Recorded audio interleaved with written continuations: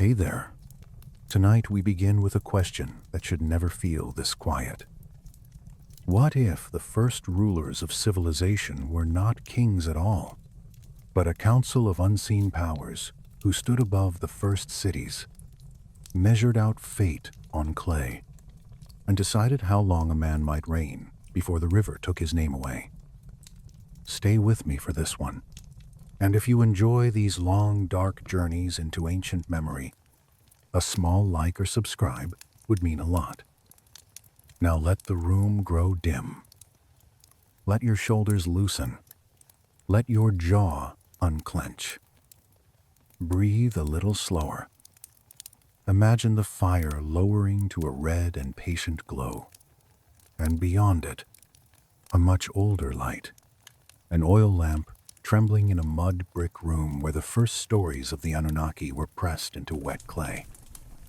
Before they became modern mystery, before they were twisted into strange theories and shining fantasies, the Anunnaki belonged to dust, reed marsh, temple smoke, and the careful hands of scribes. Their world was southern Mesopotamia, where the land lay low and flat beneath a wide sky, where the rivers moved like slow, dark animals through beds of silt, and where the first cities rose from earth that could not quite decide whether it belonged to water or to land. If you were standing there with me, your sandals would sink slightly into the damp ground. You would smell clay, bitumen, fish, warm reeds, and the faint mineral scent that comes before dawn. Far off, a dog would bark once, then stop.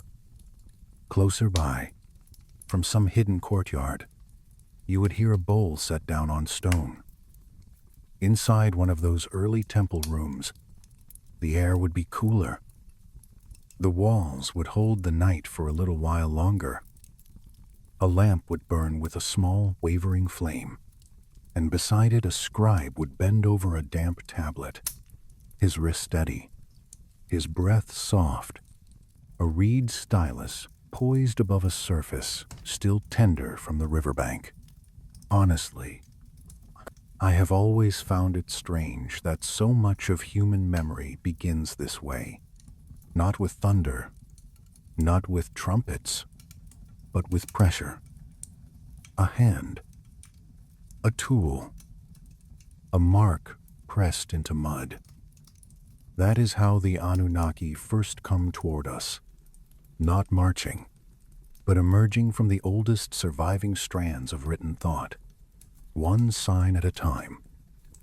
In the earliest cuneiform texts from southern Mesopotamia, these beings are not described as simple storybook gods.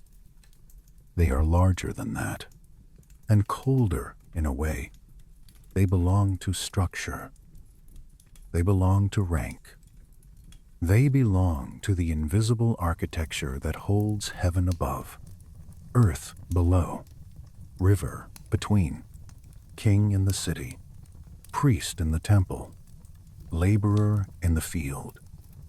The name itself reaches upward and downward at once. It carries the memory of An, or Anu, the high sky father, the distant power above all vaults of blue and black. Yet it also reaches toward earth, land, the inhabited place where grain grows and walls are built. The Anunnaki are, in the oldest sense, those of An's lineage, those whose authority spans the divide between what cannot be touched and what is touched every day. That old idea mattered more than it may seem at first. In those first cities, reality was not divided the way we divide it now. Politics was not neatly separate from ritual. Agriculture did not stand apart from theology. Law was not imagined as purely human. Everything leaned on everything else. The flooding river, the movement of stars, the fertility of animals, the right of a ruler to command, the order of the city gates. the timing of a sacrifice, the carving of a foundation trench. All of it was threaded together. And above that woven pattern stood the Anunnaki, not always as individuals with dramatic tempers, but as the high assembly through which order itself became visible. Some of the earliest references are fragmentary, almost shy. Temple inventories mention offerings made to the Anunna who judge, or the greater Anunna of heaven and earth. The lines are brief, administrative, almost dry. But that dryness is part of what makes them so eerie. You know that feeling when a document says something enormous in the calmest possible voice? That is what happens here. A list of offerings, a notation of grain, a tally of animals, and in the middle of such ordinary accounting, the sudden appearance of beings who judge, decree, and anchor the structure of existence. By the 3rd millennium BCE, the concept of a collective divine assembly was already settled enough to receive offerings as a body. That means the idea was older still, already breathing, long before it reached clay. Imagine a temple storehouse at first light. Basket after basket arranged in ordered rows. Dates, barley, oil, wool, jars sealed with clay stoppers, the scent of grain thick in the room. A priest stands with a tablet, while an assistant reads from memory. Outside, morning opens over marsh and field. Inside, the names of gods move through the air like formal guests. This is how power felt in early Mesopotamia. Not abstract, not democratic. It was counted, fed, clothed, housed, invoked, and feared. The Anunnaki were part of that atmosphere from the beginning, and always above them, though often distant, stood Anu. It is tempting to imagine the highest god as the busiest, but Mesopotamian thought does not always move that way. The highest point can also be the most removed. Anu is the unreachable sky, the source of legitimacy, the height that cannot be climbed all the way by mortal feet. He does not need to appear in every field dispute or every tremor of storm. His authority is so high that it can act through delegation. That is part of the chill of the Anunnaki. They are near enough to matter, but high enough to remain beyond appeal. I want you to picture the night sky above Uruk before walls of later empires rose and fell. No modern lamps, no distant engines, only darkness and stars, so many that the heavens feel crowded. The line between religion and astronomy had not hardened yet. Looking up was already an act of submission. The sky did not merely decorate the world. It ruled it. To say that these beings came from An was to say they were authorized by the highest vault of existence, by the unreachable expanse under which all cities and all graves lay equally open. As the earliest cities grew, so did the need to imagine an ordered divine world. Human communities were becoming dense enough to require systems. Irrigation canals had to be maintained. Grain had to be stored. Work had to be organized. Sacred space had to be separated from ordinary space. Kingship had to be justified. That word matters here. Justified. Power without explanation is fragile. Power linked to heaven is another thing entirely. So the Anunnaki were not ornaments added to civilization after it appeared. They were part of the language through which civilization explained itself to its own trembling heart. This is why the oldest surviving texts can feel both administrative and haunted.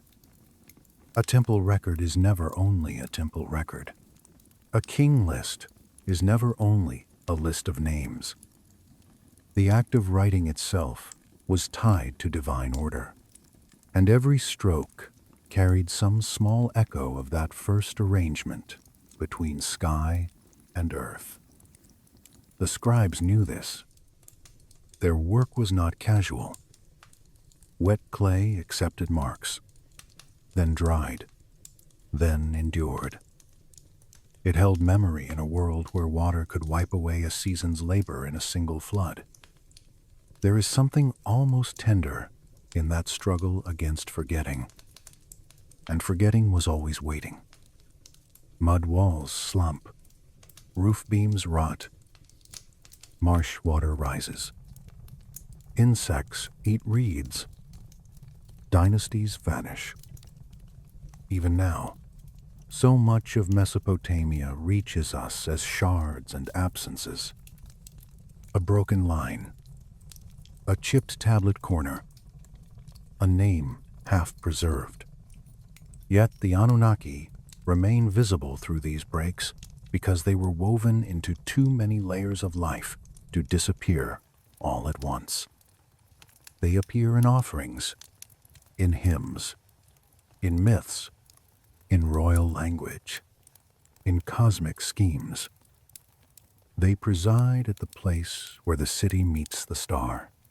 Some scholars argue that the earliest understanding of them was less fixed than later priestly systems would suggest. That seems likely. The first theology of any civilization is usually softer at the edges than the polished forms that come later. Local traditions overlap. Titles shift. One city emphasizes one divine rank. Another city remembers things slightly differently. But that only makes the story more human and more beautiful. You can almost feel theology taking shape in real time, hardening slowly like clay in sun, impression by impression. In those oldest centuries, the Anunnaki were already more than names. They were a solution to the terrible question of order. Why does the sky stay above? Why does water come and then recede? Why is one ruler obeyed and another cast down? Why do cities stand where marsh once stood? Why does fate seem assigned before anyone can protest? The answer, whispered in temple courts and pressed into tablets, was that the world had governors, and those governors belonged to a divine lineage extending from the highest sky into the human realm. So let the fire settle lower for a moment. Let the room grow quieter. Imagine the tablet drying beside the lamp, its surface still holding the warmth of a human hand. Outside, the river moves in darkness. Above it, stars turn slowly. Somewhere in the mind of a priest, or a scribe, or a ruler kneeling in ceremony, the idea becomes clearer. The world is not loose. It is administered. Heaven is not empty. Earth is not self-ruled. Between the two stand powers of rank, memory, decree, and terrifying calm. And soon, as the first cities deepen and kingship begins to descend from heaven in the old stories, those powers will become harder to ignore. They will move from passing reference to formal authority. Their names will gather weight. Their assembly will take shape. And in the cities of the south, among temple steps, marsh wind, cardinal alignments, and the impossible mathematics of sacred time, the Anunnaki will begin to look less like distant presences and more like the first government the human imagination ever feared. there is another feeling hidden in all this, and I think it matters. The earliest Mesopotamian world was not secure enough to believe in random order. When rivers fed you, they could also drown you.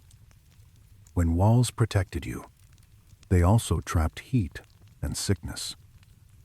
When kings promised stability, they also demanded labor. Under such conditions, the idea of a divine assembly must have felt almost practical. Someone had to be in charge of this trembling arrangement. Someone had to hold the line between flood and famine, between fertility and sterility, between legitimate rule and collapse. The Anunnaki answered that need. They were the distant bureaucracy of reality, the invisible court before which all earthly life had already been judged. If you listen carefully to the old world, you can hear the human longing beneath the theology. A canal cut cleanly through silt, a field measured, a boundary stone set in place, a storage jar sealed against spoilage, a legal claim preserved on clay. These are all attempts to keep disorder from entering. Mesopotamian religion did not float above those acts. It moved through them. The Anunnaki were not merely worshipped. They were assumed. Their existence made systems feel possible. Their oversight made rank feel natural. Their decrees gave permanence to things that otherwise would have washed away. And there was beauty in that, though a severe kind of beauty. Think of a temple facing the cardinal directions, its corners attentive to the geometry of the world. Think of foundation bricks laid in ritual order, each one placed with murmured words, as if architecture itself required permission from powers above. Think of offerings rising in thin smoke at dawn, the first light touching mud brick, the city not yet fully awake, but already under watch. These details were not decoration. They were participation in a cosmic arrangement. To build a city was to echo heaven. To rule a city was to borrow authority from it. Later generations would tell these ideas with greater confidence and with more polished myth. But even here, near the beginning, the pressure is already there. The sky is too immense to be empty. The city is too fragile to be self-made. The king is too mortal to rule by his own strength. So the mind reaches upward and populates the space between stars and streets with those who judge, decree, assign, and endure. I have always found that image deeply calming and a little frightening. A universe with rulers can feel safer than a universe without them, until you remember that rulers have preferences, and assemblies can deliberate, and judgments can fall quietly. The Anunnaki belong to that double feeling. They are comforting because they imply design. They are unsettling because design can be merciless. The first Mesopotamian scribes seem to have understood both truths. Their texts do not gush. They do not plead. They record. That restraint makes the whole thing feel even older. So we linger here, for one last moment, at the threshold. The lamp is low. The clay cools. The reed marsh outside exhales its dark, wet breath into the dawn. The first cities are small by later standards, but they already contain everything that will matter. Temple, storehouse, ruler, field, wall, canal, law, sacrifice, memory. Above all of them hangs the old conviction that heaven has lineage, and that lineage reaches down. The Anunnaki are not yet done entering the story. In truth, they have only just leaned close enough for us to see their outline in the firelit dust. When the first listeners heard that kingship descended from heaven, I doubt the words felt poetic. I think they felt heavy, formal, almost dangerous. In Mesopotamia, to say that rule came down from above was to say that power did not begin in the hands of men. It arrived already sanctioned, already ranked, already watched by forces older than memory. And once you accept that, the cities below begin to change. Streets are no longer only streets. Temples are not only buildings. A throne is not a chair.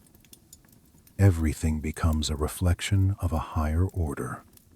And at the center of that early arrangement stand the Anunnaki, patient, administrative, and vast. The old king list preserves this feeling with a strange calm that still makes the skin prickle. Its first lines do not introduce politics as a human invention. They announce descent. Kingship was lowered from heaven. Then it settled in Eridu. There is something so final in that phrasing. No debate. No election. No village compromise. Authority comes from above and lands in a city already chosen.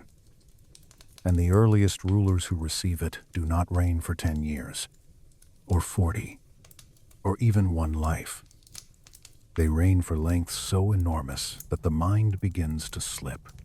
28,800 years. 43,200 years. Reigns that belong less to biography than to astronomy. Some scholars see these numbers as symbolic, and that is probably right. We are not meant to imagine ordinary human bodies surviving through such impossible spans. We are meant to feel cosmic time pressing against earthly rule. These kings belong to an age when the boundary between divine and human authority had not yet hardened. Their reigns stretch because the world itself still feels close to its sacred beginning. It is as if the first cities existed beneath a slower sky, where divine supervision was so immediate that time gathered differently around a throne. Sit with that for a moment. A ruler in Eridu. The marsh breathing beyond the walls. A temple platform above the low plain. The first morning sacrifice rising in smoke. Generations come and go, and still the same king is said to rule. Children are born, fields are cut, floodwaters advance and retreat. Bricks crack and are replaced. Priests die, and apprentices take their place.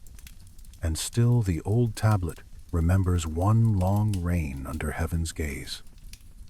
Whether literally believed or ritually understood, the effect is the same. Kingship at the beginning was not thought small.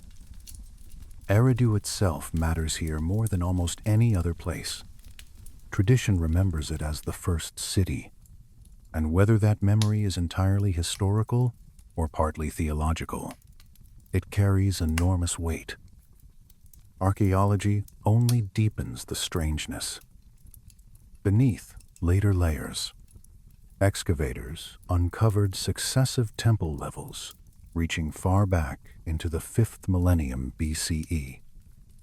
Temple built upon temple, platform above platform, one sacred structure resting on the bones of another. Honestly, few things feel more Mesopotamian than that.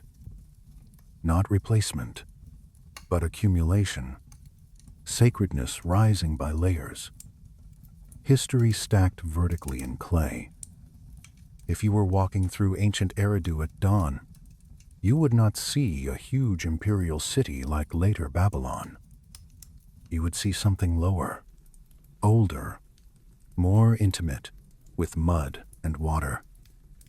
Reeds whispering beyond the built edge. Fish smell from marsh channels. Damp wind moving through narrow spaces. The temple rising above the ordinary dwellings, lifted slightly from the unstable land, as if height itself were a form of protection. That elevation was practical. Yes, but never only practical. To build upward in southern Mesopotamia was to make a statement. Sacred space must be marked. It must approach the sky. It must be visible. Those early temple forms already contain the seed of later Mesopotamian cosmology. Orientation mattered. Elevation mattered. The relationship between horizon, doorway, stair, and altar mattered. Architecture was one of the first theological languages of the cities, long before myth was polished into later literary form. A temple did not merely house devotion. It expressed a world model. High above was the celestial realm. Below was the human place of labor, breath, hunger, law, and burial. The raised sanctuary formed a meeting line between them. And presiding over that line, though not always directly visible, stood the Anunnaki. The Eridu Genesis preserves this atmosphere in story form. Known from later copies but carrying much older memory, it tells of the gods establishing the first cities and assigning kings to govern humanity. That phrase, assigning destinies, belongs to the deepest logic of the Anunnaki. They are not only powerful, they legislate existence. They gather. They deliberate. They determine how things will be. In this way, the city becomes an earthly outpost of decisions made elsewhere, above and beyond, but still close enough to shape harvest, throne, and death. I want you to imagine an assembly hall, not of men, but of divine powers. No raised voices. No chaos. Only rank. Presence. Judgment. The old texts suggest a collective mode of decision-making that is easy to miss if we flatten the gods into individual personalities. The Anunnaki function as a body. The world is not merely created and abandoned. It is administered. That is why destiny in Mesopotamian thought often feels less like inspiration and more like decree. A thing is assigned. A boundary is set. A ruler is confirmed. A city receives its patronage. Fate does not drift. It is distributed. Once you understand that, the Old King list becomes more than a curious record. It becomes a document of cosmic order. Its absurd reign lengths are not mistakes so much as signals. They tell the listener that these first rulers belong to a period near the divine source, when kingship is still wet, still shining with celestial authority, not yet reduced to the restless churn of later dynasties. There is melancholy in that. Later kings reign briefly. Later cities fall. Later tablets break. The earliest age is always imagined as closer to heaven, and therefore stranger, longer, and more complete. Yet that early order was never abstract. It required maintenance. Offerings had to be made. Foundations repaired. Ritual speech preserved. This is where Nippur enters the story with such force. If Eridu holds the hush of beginnings, Nippur holds the gravity of legitimacy. It was not the largest city in every era, nor the richest, but it carried something other cities coveted: authority. Its sanctuary of Enlil stood at the center of Mesopotamian religious imagination, like a fixed heart. To receive recognition, there was to have one's rule acknowledged in a deeper register than military success alone could grant. The inscriptions from Nippur revealed just how seriously this was taken. Rulers boast not only of walls and victories, but of restoring temples for the gods who decree fate. That phrase again. The gods who decree fate. Even mighty Enlil, in many traditions, the active force of earthly authority, still appears within the broader logic of assembly. Supreme gods do not abolish the Anunnaki framework. They operate within it, or through it. The assembly remains the hidden constitutional order behind divine and human kingship alike. Picture Nippur in festival season. Courtyards swept clean. Whitewashed walls catching harsh sun. Priests moving in measured lines. Officials from distant cities arriving with gifts. Animals. Grain. Textiles. Polished metal. The dust under their sandals is not ordinary dust to them. It belongs to the place where legitimacy gathers. Somewhere in a chamber beyond public reach, a cult statue waits in darkness, scented with cedar oil and smoke. Outside, human ambition kneels. I have always found it revealing that in so many ancient cultures, the strongest rulers still need approval. Power seeks blessing because power knows it is unstable. Mesopotamia made that dependency explicit. A king who ignored sacred obligation risked more than bad public relations. He risked cosmic disfavor, defeat in battle, crop failure, political revolt, illness. Even strange weather could all be read as signs that the bond between throne and heaven had frayed. The Anunnaki were not decorative patrons. They were guarantors, and guarantors can withdraw. The temple itself embodied that relationship. It was not simply a place to go and feel reverent. It was a machine of exchange between realms. Offerings moved upward. Blessings moved downward. Labor entered as grain, wool, animals, incense, and skilled craft. In return came legitimacy, order, fertility, and continued place within the cosmic plan. The city was not imagined as self-sustaining. It survived by remaining in correct relation to divine authority. This is one reason temple archives feel so alive, even when they seem dry. Every recorded sheep, every jar of oil, every measured plot of land participates in the larger struggle to keep the bond intact.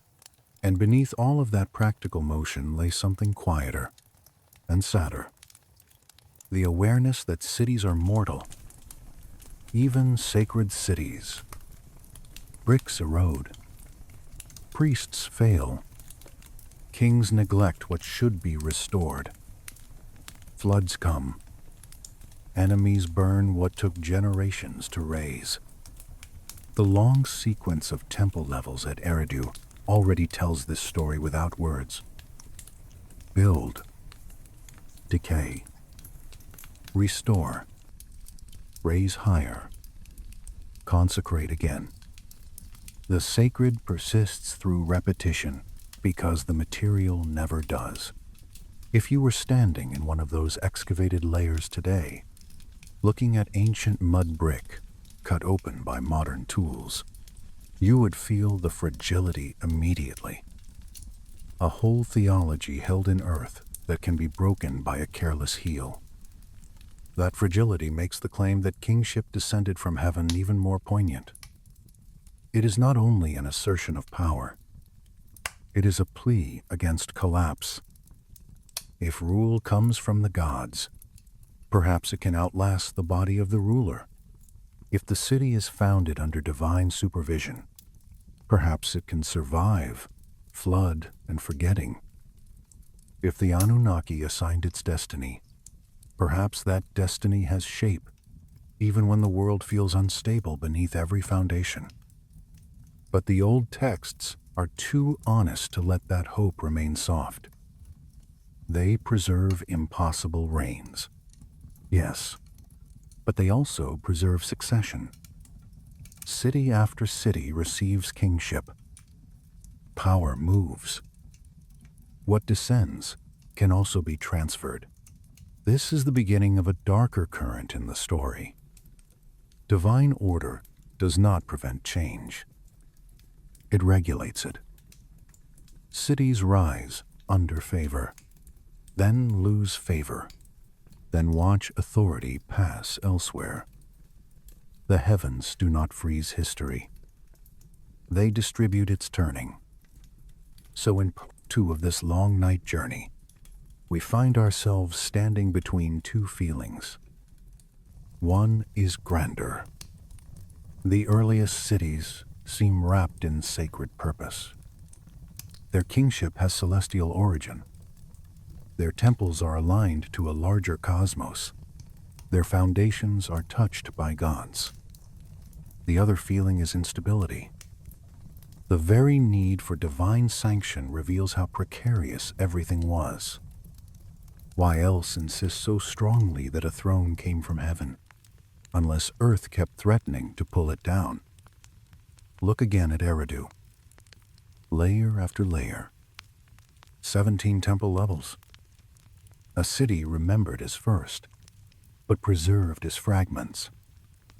Look again at the king list. Names stretched across absurd spans, but surviving only on damaged clay. Look again at Nippur, sacred center of legitimacy, yet itself subject to history's blows. The old world is already teaching us its hardest lesson. Nothing human stands long without ritual, memory, and restoration. Even then, much is lost. And still, the Anunnaki remain behind the curtain of these early centuries, issuing no dramatic monologue, needing no theatrical entrance. Their authority is visible in consequence. A city receives kingship. A temple rises on a platform. A ruler seeks approval in a sacred center. Fate is spoken of as assigned. Time is enlarged beyond ordinary measure. The world below behaves as if heaven has already organized it. Soon, though, the quiet background will sharpen. The divine order will become more explicit. Names will sort into ranks. Assemblies will gather. Numbers will matter. Chambers of decree will open in the imagination of the scribes. The old calm will not disappear, but it will become more formal, more bureaucratic, more exact. And from that precision will emerge one of the oldest and strangest visions humanity ever made. A government of the cosmos, waiting just above the first cities, listening for the next question asked from below. Before we move on, let us linger one last time in that early morning stillness. A temple stair still damp from the night air. A priest pausing with one hand on a basket of offerings. The horizon pale. Marsh birds lifting from the reeds. Somewhere, a ruler waits to hear whether his name will be spoken with approval in sacred space or allowed to fade into the long, anonymous dust that takes most men in the end. That is the emotional world of early Mesopotamia. Not certainty, but consecrated uncertainty. Power existed, but only under watch. Cities stood, but only by renewal. Kings ruled, but only because heaven had once allowed it. And that is why the Anunnaki matters so much in these first chapters. They are not merely the gods of storms, or love, or grain. They are the logic by which a vulnerable civilization convinced itself that its labor, laws, walls, and rulers could participate in something larger than accident. The first cities did not only need food and water, they needed assurance that order itself was real. The Anunnaki gave them that assurance, even as they whispered that order always comes with judgment. By now, the night in Mesopotamia has fully opened above us. The first cities are no longer only clusters of mud, brick, and reed. They are becoming centers of doctrine, ceremony, and fear. The names of the gods are settling into rank. Duties are being divided. Powers are being clarified. What began as the broad and almost misty presence of the Anunnaki now sharpens into something more exact, more administrative, and in its own way more unsettling. The universe is not merely sacred. It is organized. If you were to enter one of the great temple cities in this age, not as a priest but as an ordinary person, carrying barley or oil as an offering, you would feel that organization before anyone explained it to you. You would see it in the routes people walked, in the guarded thresholds, in the rooms where some could enter and others could not. You would hear it in the titles spoken with care, in the measured language of hymns, in the way a name could fill a chamber and make every head lower at once. The world of the Anunnaki was not a loose family of divine personalities drifting through a mythic fog. It was a hierarchy, and every rank in that hierarchy reflected something people knew too well from life below. At the summit stood Anu, Sky Father, remote Lord of the highest heaven. His presence has a particular kind of chill to it. He is not the god most often imagined, bending down into the dust to help or to punish. He is farther away than that. He belongs to height itself, to ultimate authorization, to the unreachable blue over every field and city wall. In later theological systems, his authority is so absolute that it becomes almost still. He does not need to shout. He does not need to march. He sanctions. He confirms. He is the great distance from which rule descends. I have always found that kind of God more eerie than the loud ones. A storm god can rage and be understood. A war goddess can blaze and be feared. But a deity who sits at the highest point of the system and governs through delegation, through recognition, through the silent right to confirm or refuse, that feels closer to the machinery of fate. Anu is not absent. Exactly. He is beyond the level where ordinary requests can reach him without passing through many hands. Below him, and much nearer to the world of kings, rivers, and trembling harvests, stood Enlil. If Anu was height, Enlil was force. He was lord of wind, atmosphere, command, and terrestrial authority. His city was Nippur, his sanctuary, the great center toward which rulers turned when they wanted their power to mean more than naked possession. Enlil feels like the moment when air changes before a storm, or the pressure that gathers in a room before judgment is spoken. He is not simply weather. He is the authority hidden inside weather. He is not merely kingship. He is the divine substance from which kingship borrows its voice. Imagine the temple at Nippur before dawn. The walls still cool. The courtyard swept. A standard hanging without movement in the early stillness. Then a faint wind stirring from nowhere obvious. Dust shifting along the stone. A priest in layered cloth pauses with a bowl of grain at the threshold. No one says Enlil is here in so many simple words, but his nearness is made visible in every act. The offering must be exact. The words must not stumble. The king who seeks favor must bow low enough. In that world, administration was devotion. Order was worship. Then there is Enki, and the story softens for a moment, though never completely.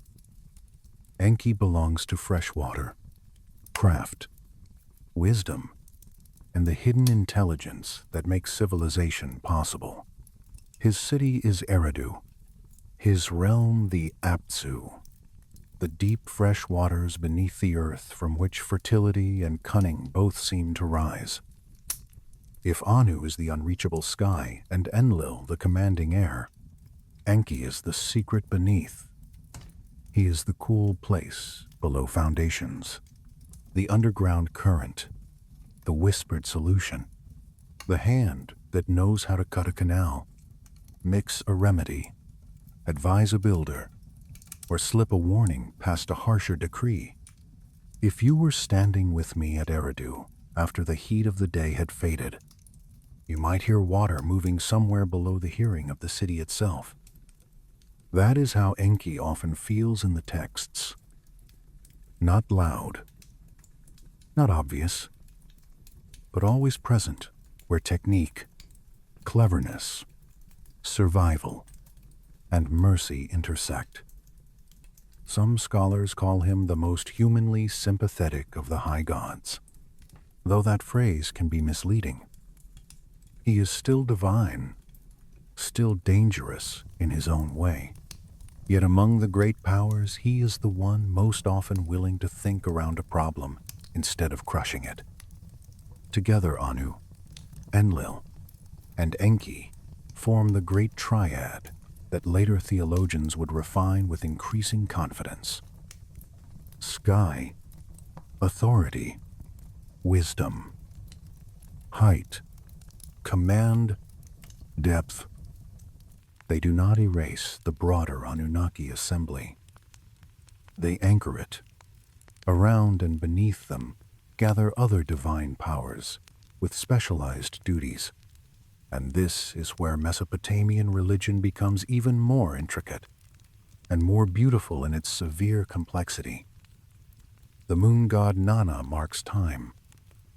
The sun god Utu carries justice in his light.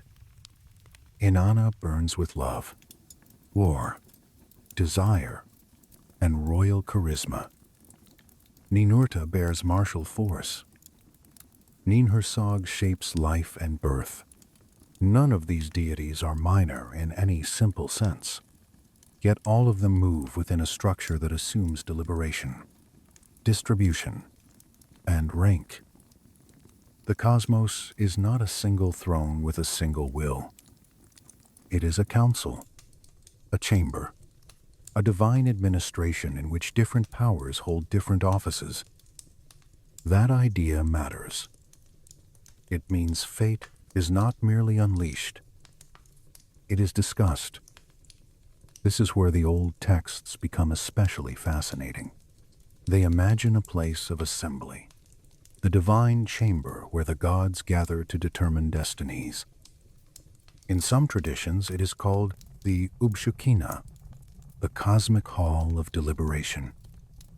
I want you to picture it not too literally, because that can make it feel smaller than it is. Think instead of a chamber made of authority itself.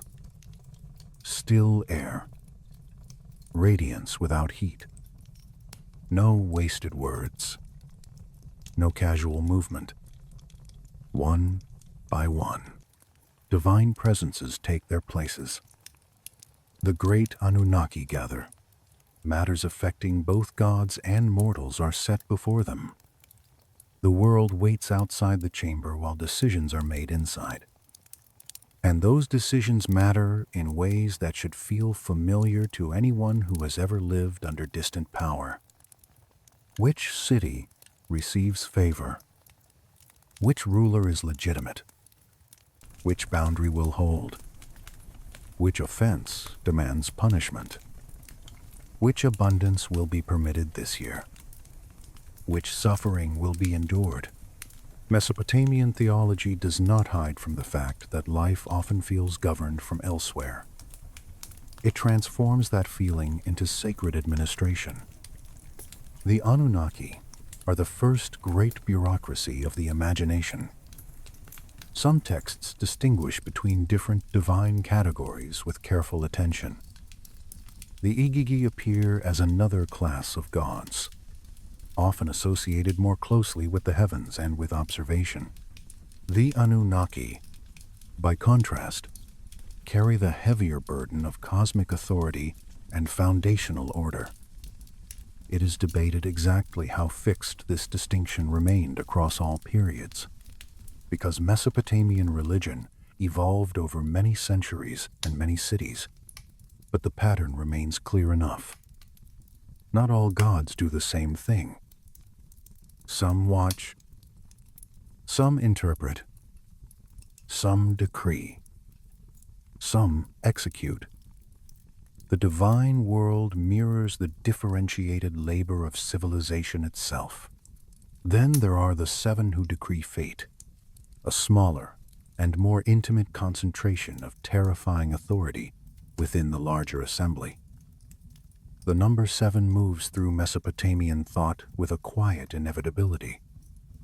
7 visible planetary bodies, 7-day cycles, 7 gates, 7 levels, 7 repetitions in ritual speech. To place fate in the hands of 7 divine determiners is to make judgment feel structured, repeatable, and woven into cosmic rhythm. You can almost hear the numbers being counted in a scribal school. Can almost see the columns of signs aligned on clay. Theology was never far from mathematics here. If you were a young scribe learning these systems, your world would be saturated with order. You would wake before sunrise. You would sit cross-legged on the floor with wet clay and a reed stylus. Your teacher would dictate signs, names, titles, hymns, invocations. You would copy them again and again until your wrist ached. Outside, donkeys would complain in the lane. Inside, the universe would be pressed into neat lines on a tablet. The names of the Anunnaki would not be fantasy to you. They would be the grammar of reality. To write correctly was to align yourself with a world already arranged from above. Temple architecture reinforced the same lesson. The ziggurat, which later comes to dominate the Mesopotamian skyline, is not only a monument, it is theology in mud brick, a rising structure, level above level, narrowing upward, visible from far away across the flat alluvial land. It says with brutal clarity that sacred approach is vertical. The city lies below. The sky lies above. The Temple Mountain creates a meeting point between them. It turns the city into a diagram of cosmic order. Each ascent on its stair carries symbolic weight.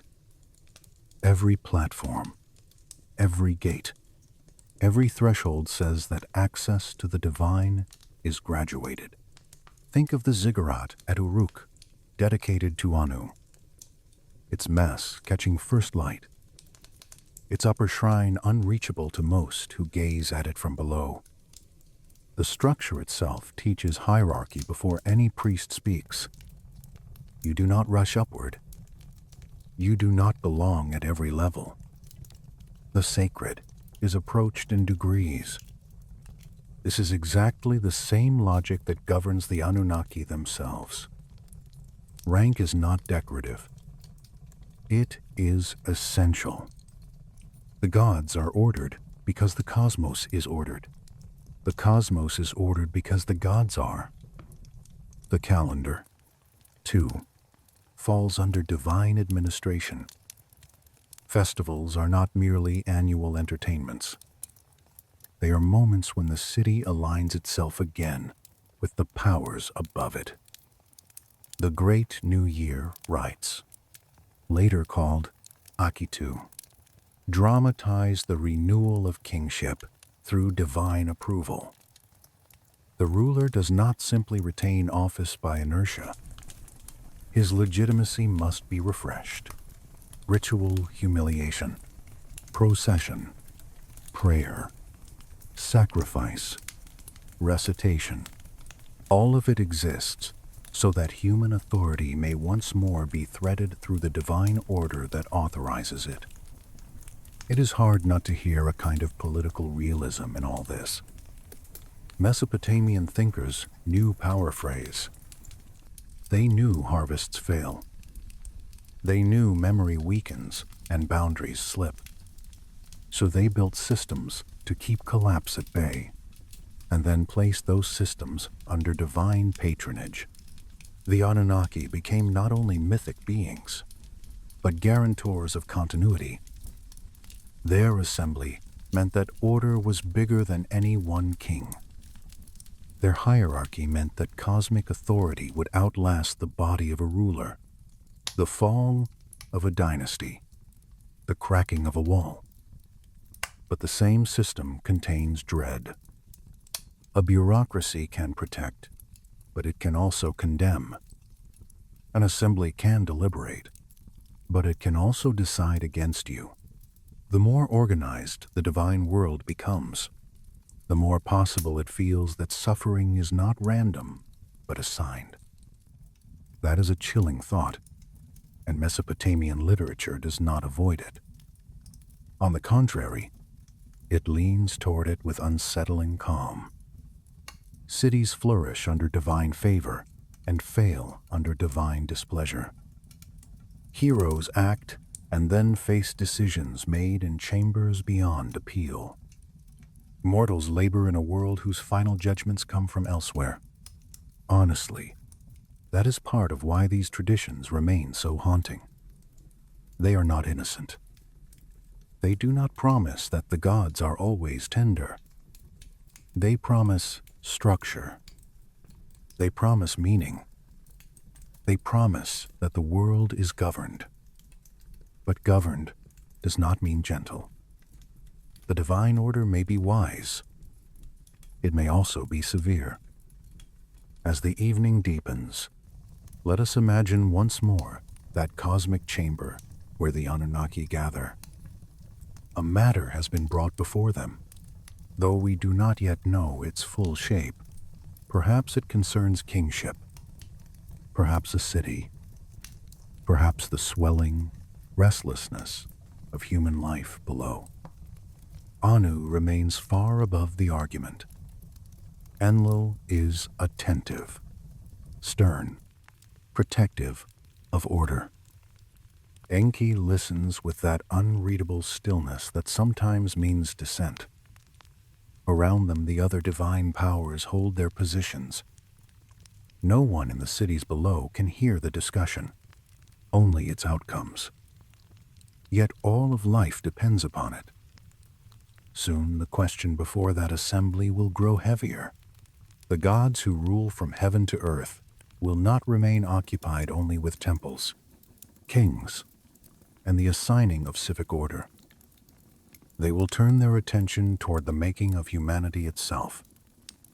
And there, in the dark interval between necessity and pity, the oldest tragedy of the Anunnaki story will begin to gather. For once the cosmos is organized, Someone must work within it. Someone must dig the canals, shape the bricks, carry the baskets, feed the temples, and bear the burden of a world whose order was decreed from above. The first shadow falls not on humanity, but on the gods. That is one of the details I have always found most revealing in the old Mesopotamian stories. Before human beings are shaped from clay, before kingship passes from city to city, before flood and lament and ruined walls, there is exhaustion in heaven's lower ranks. The universe may be organized. Yes, but organization does not free anyone from labor. It only distributes it. And in the earliest age, according to one of Mesopotamia's most powerful narratives, the lesser gods, the Igigi, are made to dig, carry, dredge, build, and maintain the material foundations of divine civilization. If you slow the scene down, it becomes almost painfully vivid. Imagine a world not yet full of human cities. The canals still need to be cut. The riverbanks must be shaped and reinforced. The fields must be made ready. The temples of the great gods must rise and be sustained. But the workers are divine, not supreme, not sovereign, but still divine. And after years, then decades, their patience wears down like rope under friction. For 40 years, one version says, they bear the toil. 40 years of mud, water, baskets, shovels, the hot drag of repeated effort beneath a sky that belongs to others. You know that feeling when resentment does not arrive all at once, but gathers in layers. A hand that aches one evening, a complaint half swallowed the next day, a look exchanged across a work line, a silence where obedience used to be. That is how I imagine the first divine rebellion. Not sudden chaos, slow accumulation, weariness becoming awareness, awareness becoming grievance, grievance becoming fire. In the Atrahasis tradition, the lesser gods finally break. They burn their tools. They surround Enlil's dwelling. They refuse the order that has held them in labor. There is something almost startlingly modern in the shape of it, though the setting is immeasurably old. Workers refusing endless toil. Authority shocked that the burdened have become articulate. A palace ringed in protest. The atmosphere must have felt thick and electric, even to immortals. Torches in the dark. Divine anger. Fear moving through the halls of power. Enlil, who embodies command and terrestrial order, is not pleased by this. Why would he be? Rebellion at the door of authority strikes at the root of the whole system. If labor can be refused, then order itself is vulnerable. The matter cannot simply be crushed without thought, because the work is still necessary. Canals do not maintain themselves. Sacred estates do not produce grain by prayer alone. The rebellion has revealed a truth the higher gods can no longer ignore. Their world runs on labor. Someone must bear it. So the great assembly gathers again. Let the room around you grow quiet now. Think of the fire reducing to low coals. Think of the old cosmic chamber once more. Enlil severe with anger. Anu distant but attentive. Enki listening from the deep place where solutions are born. Around them the other powers hold their stillness, though under that stillness lies an uncomfortable knowledge. The lesser gods are not entirely wrong. The system has asked too much of them. The labor must be reassigned, or the order of heaven and earth will shake. This is where the story turns toward clay. Enki's proposal is as practical as it is fateful. Create a new being. Fashion a servant race. Form creatures who can carry the yoke of work, who can maintain the canals, build the temples, raise the walls, tend the fields, and keep divine civilization fed. In this version of sacred history, humanity is not first imagined as a crown of creation, but as an answer to administrative crisis. That truth carries a bleak tenderness. We are made not out of overflowing affection, but out of necessity. And still, even in necessity, there is room for something unexpected. Because clay alone will not do. The accounts vary in detail, as old stories do, but the central pattern is unmistakable. A god must die. Divine blood must be mixed with earth. Intelligence has to enter mud. One rebellious or chosen deity, often described as possessing understanding, is sacrificed so that his essence may be folded into the new species. Blood and clay, dust and divinity, labor and thought, mortality shaped around stolen heaven. Some scholars emphasize the symbolic structure here, and rightly so. Mesopotamian myth is not engineering manual. It is theological reflection. But even read as symbolic truth, the image is hard to forget. To create humanity, the gods do not simply command. They bleed. Imagine the scene with the slowness it deserves. A basin. Wet clay cool beneath the hand. Dark blood. A birth goddess. Perhaps Nintu.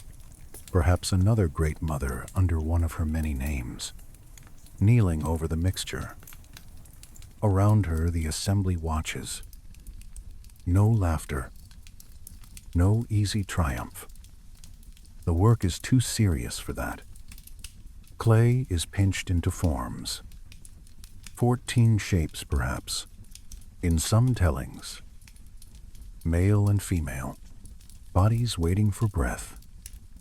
In the torchlight, their surfaces shine with dampness. They are not beautiful yet. They are potential. And then time passes in sacred rhythm. 10 months, one tradition says, echoing the length of human gestation. The gods do not hurry the process beyond all resemblance to life. They build humanity through a divine parallel to birth itself. That detail matters. Even creatures made for labor are not stamped out like bricks. They are carried toward life in the dark interval of forming. Perhaps that is one reason Mesopotamian literature can speak of humans so harshly in one breath and so poignantly in the next. We are burden bearers. Yes, but we are also born through a strangely intimate act of divine making. When the first humans open their eyes, what do they see? Mud brick walls of a young world. Light crossing water. Temple platforms still new enough to smell of sun-warmed clay. The stern faces of gods who expect usefulness. They carry within themselves the tension of their making. Part earth, therefore weak. Part divine, therefore intelligent enough to obey, suffer, question, build, and remember. It is one of the oldest and saddest anthropologies ever written. Human beings are clever because a god's essence runs in them. Human beings are burdened because they were designed to carry what the gods no longer wished to bear. Enki's role in this creation already hints at the trouble to come. He does not simply follow procedure. In many retellings and scholarly readings, he seems to give humanity something slightly beyond the minimum required. Not enough to rival the gods, never that, but enough to make human life morally and emotionally significant. Enough for technical skill, enough for cunning, enough for prayer and grief and invention, enough for the later pain of consciousness. If you were standing here with me beside this imagined beginning, you might say that mercy entered creation sideways. That sideways mercy matters because from the start the hierarchy is unstable. The Anunnaki want labor, but labor performed by thinking creatures is never simple. Thought creates memory. Memory creates comparison. Comparison creates longing and complaint. The gods want service, but service rendered by beings who can speak, plan, and gather together can become something more than obedience. The seeds of later conflict are already in the clay. At first, though, the arrangement works. Humanity takes up the load. The lower gods are relieved of their endless toil. Canals are maintained. Temples are provisioned. Fields produce grain. The great estates of divine civilization run with new efficiency. I want you to imagine a morning in that early age. Men and women moving out along irrigation lines with baskets and tools. Mud pressing cool between their toes before the heat rises. Reeds shivering at canal edges. The first light on water. Somewhere in the distance, a temple platform catches sunrise. A priest begins the day's recitations. Smoke rises from an offering fire. The labor of the new species enters the bloodstream of the world. For a while, this must have seemed like a solution so complete that the original crisis could be forgotten. The great gods received service. The lesser gods received relief. Human beings occupied the lowest rung, but in occupying it they became indispensable. That is one of the darkest currents in the whole tradition. Humanity is both subordinate and necessary. We are made to serve, yet the divine economy begins to rely upon us. Offerings, rituals, construction, agriculture, all of it now depends on mortal bodies moving through time. The practical consequences spread everywhere. Temples become centers not only of worship but of administration, storage, craft production, calculation. Fields are measured, herds counted, wool spun, textiles woven, bricks shaped and dried, offerings prepared, priests chant, scribes record, workers carry. Civilization rises on the back of this arrangement. And because the arrangement is theological, labor itself becomes sacred obligation. To work is not merely to survive. It is to participate in the structure decreed by the gods. I think this is one reason Mesopotamian civilization can feel so heavy even at its most brilliant. Its achievements are magnificent, but their mythic explanation is steeped in burden. Humanity was not imagined as wandering freely into culture. Humanity was assigned to it. The canal, the wall, the temple stair, the royal storehouse, the law tablet, all these belong to a world where work is woven into cosmic order. Even wisdom comes with duty attached. Yet the old stories never let us forget the sorrow built into that design. A god died to make humanity. Intelligence entered the species through sacrifice. Labor solved one crisis, but created another. Once people begin to multiply, once they build, once they learn, once they fill the land with their speech, movement, and restlessness, the original neatness of the solution starts to fray. The very beings created to maintain order begin, by living fully, to create noise within it. That comes later. For now, stay a little longer at the beginning. A newborn human world is opening. The first generations move between temple and field under divine expectation. The lower gods lay down the tools they once burned. Enlil watches the system restored. Enki watches something else, too, though perhaps even he cannot yet see its full reach. In the eyes of these clay-made beings, there is more than obedience. There is alertness. There is recognition. There is the quiet glow of a mind beginning to understand the work it has been given. You can almost hear the sound of civilization starting. Water guided into channels. Reed pens scratching on tablets. Stone grinding grain. Footsteps on packed earth. The dull knock of wood against mud brick. Low animal voices from enclosures near the temple estate. A baby crying once in the dark before dawn. All of this is holy now, but not in a gentle way.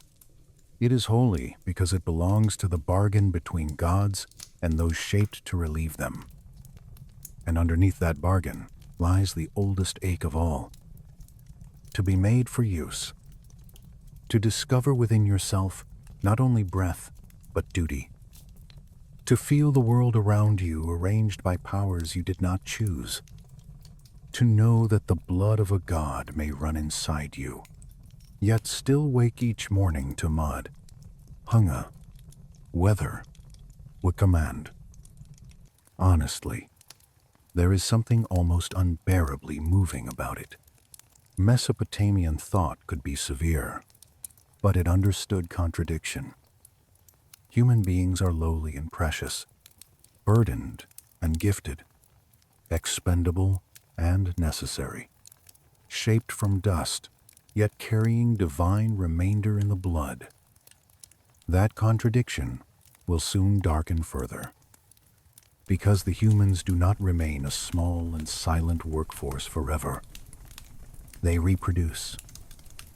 They spread. Their voices multiply in settlements and fields. Their labor creates abundance. Their abundance creates density. Their density creates noise, independence, and the first signs that the problem solved by creation has only changed shape. What begins in clay and blood will move toward judgment. What starts as a labor solution will end with the gods staring down at a species that has grown too loud to ignore. So let the coals settle and the room fall still again. In the old stories, creation is never the end of danger. It is the beginning of relationship, and relationship between gods and mortals is never simple for long. The Anunnaki have made their workers. The earth is busy with new hands. The channels run. The temples rise. The cities begin to thicken with life. Yet already, if you listen closely, beyond the noise of tools and water and prayer, you can hear another sound waiting in the distance. Not flood yet. Not punishment yet. Only the first murmur of divine irritation gathering beyond the horizon, where order once seemed secure and now begins to tremble under the weight of the very beings created to sustain it. The trouble begins the way many ancient disasters begin, not with thunder, but with increase. Human beings multiply. Villages swell into towns. Towns thicken into cities. Fields lengthen outward in measured strips of mud and green. Canals branch and branch again, carrying silver light in the morning and black water at night. Boats pass low through reed-lined channels. Granaries fill. Workshops ring with hammering and scraping. Children shout in courtyards. Dogs bark at shadows. Donkeys complain before dawn. Smoke rises from hearths, kilns, and temple altars. Life, once a solution, becomes a presence. Then a pressure. Then, in the hearing of the gods, a disturbance. The old texts describe this with unforgettable bluntness. The land became noisy. Humanity clamorously filled the world. Enlil, lord of command and terrestrial order, could not rest because of their sound. I have always found that detail haunting because it is so domestic on the surface and so cosmic underneath. The problem is not first framed as wickedness in the later moralized sense. It is volume, density, interruption. The human world has become too alive to ignore. If you imagine Mesopotamia at this stage, the complaint begins to feel almost inevitable. The alluvial plain is no longer broad and sparse. It is webbed with cultivated land, waterworks, shrines, storehouses, workshops, and clustered housing. Every season brings another cycle of shouting, hauling, threshing, praying, bargaining, singing, mourning. Even reverence has sound. Temple bells, chants, drums, lamentations, the shuffle of processions, the low thunder of sacrifice animals being driven toward the sacred precinct. The gods wanted labor. Labor has produced civilization. Civilization has produced unceasing human life. And human life is loud. Enlil hears all of it as disorder, pressing against the edges of divine peace. You know that feeling when a room becomes so full that even quiet voices begin to press on the nerves. Now enlarge that feeling until it covers the whole inhabited world. The Atrahasis tradition lets that pressure gather in stages. Enlil is not immediately moved to total destruction. First, he seeks correction, reduction, some way to make humanity manageable again without erasing the system that depends upon them. Even divine wrath, in this older and more administrative universe, proceeds through measures. So the first punishments come. Plague is one of them. A god of pestilence is sent. Certain groups are struck. Certain households begin to empty. A fever appears here. A wasting illness there. Doors close.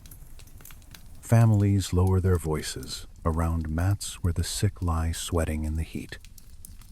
Outside, neighbors hesitate before entering. The sounds of the city change. Less bustle in the alley. More whispered calculation. The temple courts fill with offerings, with desperate petitions, with the smell of incense and old fear. Let the scene slow down. A woman kneels before a small clay image darkened by oil and smoke. Her offering bowl trembles slightly in her hands. Somewhere behind her, someone coughs, a rough, wet cough, and then falls silent. Flies gather on the rim of a neglected jar. A priest recites words of appeasement, but his own eyes look tired. In another quarter of the city, a scribe presses signs into fresh clay, recording grain distributions, medical ingredients, names of the afflicted. The order of civilization continues, even in fear, perhaps especially in fear. But Enki, as ever, cannot leave the matter there. He is the god of hidden water, craft, intelligence, and the subtle path around harsh decrees. He sees what plague does, not just to numbers, but to the fragile thread connecting divine order to human survival. The temples need worshippers. The canals need hands. The fields need planters. The dead cannot pour offerings. The dying cannot rebuild walls.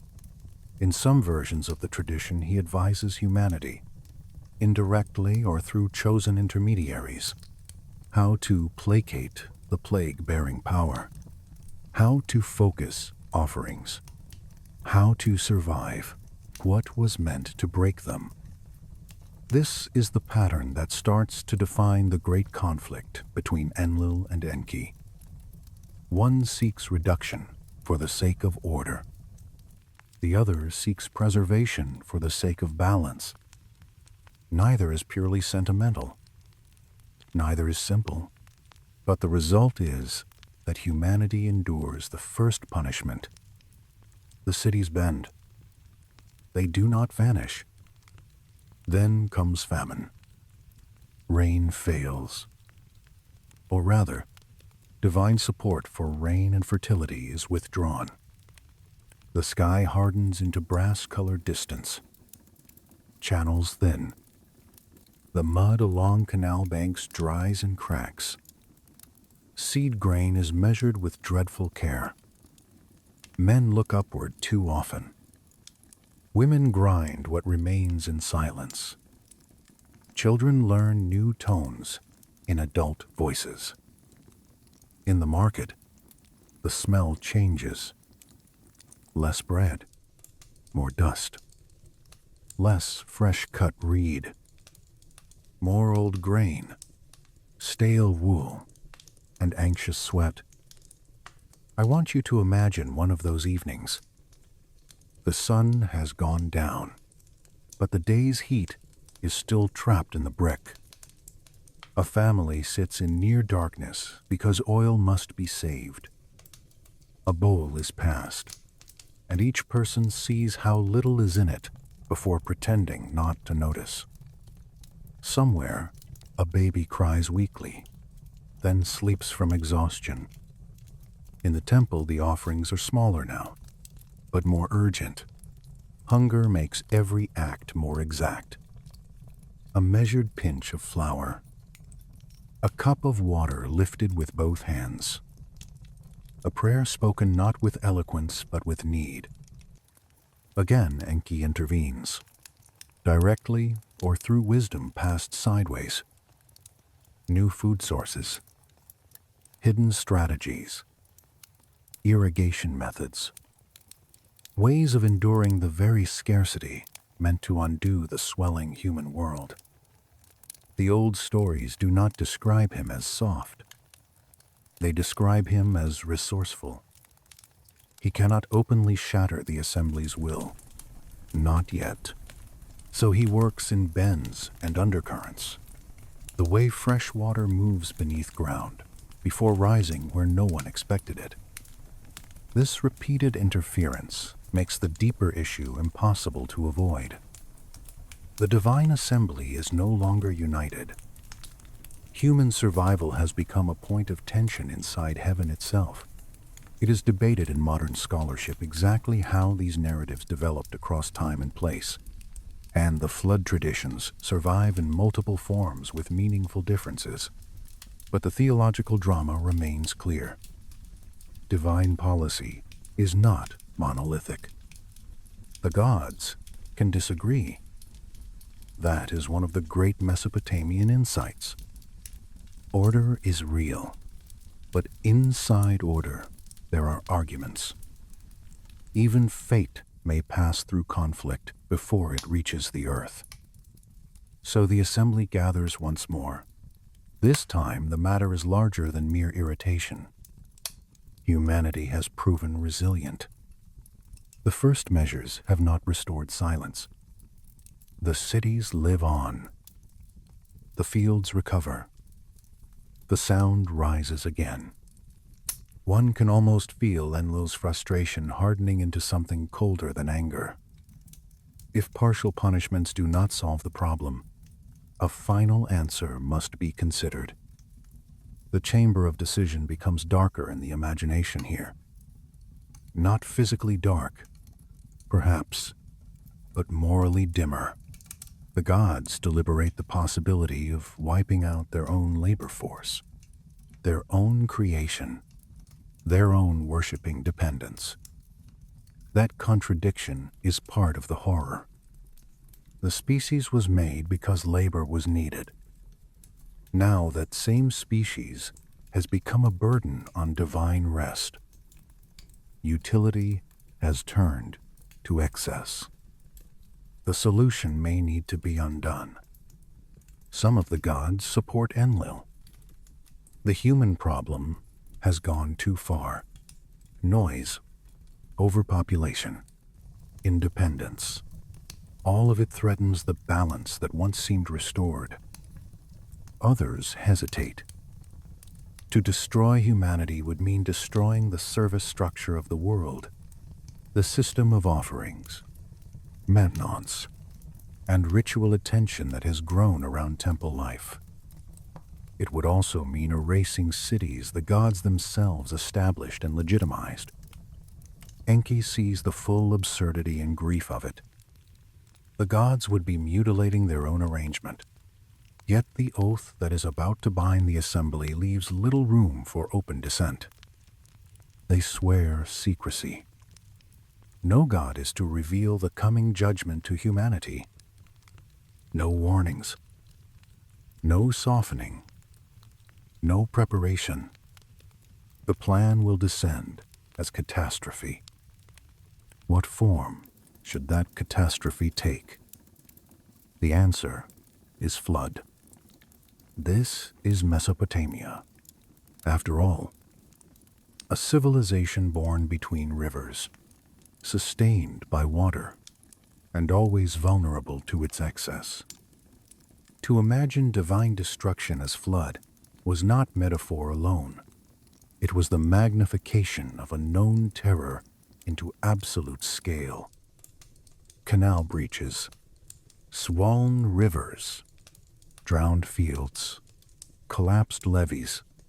These were already part of lived experience. The flood story does not invent hydraulic fear. It lifts it to cosmic proportion. Once the decision is made, every ordinary sound in the world below becomes more poignant. People continue grinding grain, laying brick, chanting prayers, making contracts, carrying infants, mending nets, laughing briefly in courtyards after dusk. They do not know that above them, the divine assembly has chosen water as their ending. That unknowing is part of what gives the story its ache. Judgment is already in motion while life continues in innocent routine. And here the old narrative narrows toward one man. Atrahasis in one tradition, Utnapishtim in another later retelling, a figure marked by wisdom, attentiveness, or divine favor. He is not chosen because he is the loudest or strongest. He is chosen because Enki needs a human point through which preservation may pass. The oath forbids direct warning, but Enki is a god of technicalities as well as wisdom. If he cannot speak to the man, perhaps he can speak to the wall near the man. If he cannot openly betray the assembly, perhaps he can bend language until it leaks mercy. Honestly, that is one of the most moving moments in all ancient literature to me. Divine law becomes so severe that compassion must disguise itself as procedure. So Enki speaks to the reed wall, not to the man, strictly speaking, to the structure of his house, to the boundary near his sleeping ear. The words pass through woven plant fiber, through mud plaster, through the dim room where a mortal listens and slowly understands that disaster is approaching. Dismantle your house. Build a boat. Save life. Take seed of every living thing. Prepare. Imagine that midnight. The room close with the smell of reed matting, old smoke, human sleep. Outside, the city quiet except for occasional steps in the lane and the mutter of animals. Then the wall itself becoming instruction.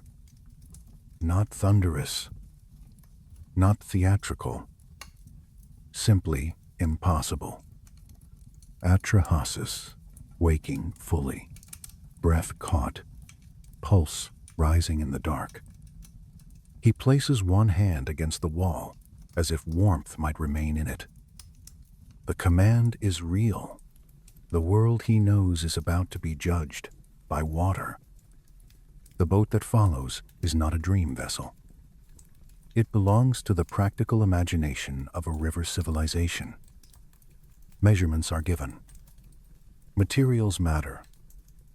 Wood, bitumen, rope, palm fiber, waterproofing, labor, provisioning. The old texts linger on dimensions with a craftsman's seriousness. That detail is important. Salvation is not abstract. It must be built. Boards must be sealed. Workers must be managed. Questions must be deflected. A man preparing a vessel large enough to survive divine flood must somehow do it in public without revealing why. So the city witnesses strange industry. Timber carried, pitch heated, fibers twisted. A frame rising where no ordinary house or canal craft should stand. Curious neighbors ask what the work is for. Atrahasis answers carefully. A journey, a necessity, a technical task, perhaps even a polite lie. Around him, daily life continues, but unease has begun to gather. At least in him, every hammer blow sounds like a countdown. Every basket of bitumen smells like a future the others will not live to see. I want you to stay here for a moment, because this part of the story always feels especially lonely. He knows. They do not. He watches ordinary people pass in sunlight, knowing the sky will soon become their executioner. He hears bargaining in the market, hears children calling to each other, hears a woman laughing as she rinses a jar by the canal, and all of it must already sound distant, as if the city were becoming memory before his eyes. Then the loading begins. Animals, provisions, family, craft knowledge, seeds of life. What can be carried into a world that is about to be washed clean? There is tenderness in the practicalness of it. Food packed into containers, breeding pairs gathered, domestic creatures coaxed or driven aboard, doors checked, seals pressed. The vessel becoming not just shelter, but archive, a floating remainder of the world. And above it all, the air grows wrong. The sky dims. The first signs move through cloud, wind, pressure, strange stillness. The gods have chosen. The rivers and the deep are being prepared. Soon Enlil's final solution will fall, and the sound that offended heaven will be replaced by another sound entirely, one far more terrible than human clamor. Rain on roof, water over threshold, foundation giving way, the old world entering its long, dark drowning. When the flood begins, it does not feel at first like the end of the world. It feels like weather turning cruel. A wind shifts. The sky closes. Light drains out of the day too quickly, as if evening has been pulled down by unseen hands. Animals grow restless before people do. Dogs refuse to settle. Birds alter their flight. The surface of standing water shivers under pressure from the coming storm. Then the rain starts, and because Mesopotamian people already knew rain and river violence, there must have been a heartbeat, maybe several, in which the first drops could still be mistaken for nothing more than a hard storm. But this is not a hard storm. It is coordinated ruin. From above comes rain beyond precedent. From below, the deep waters are released. The old texts imagine the catastrophe as an assault from every direction. Atmospheric violence and subterranean force joining together.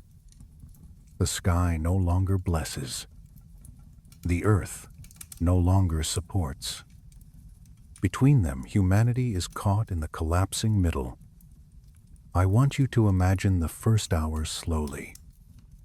Rain striking roof after roof until the city sounds like a single drum.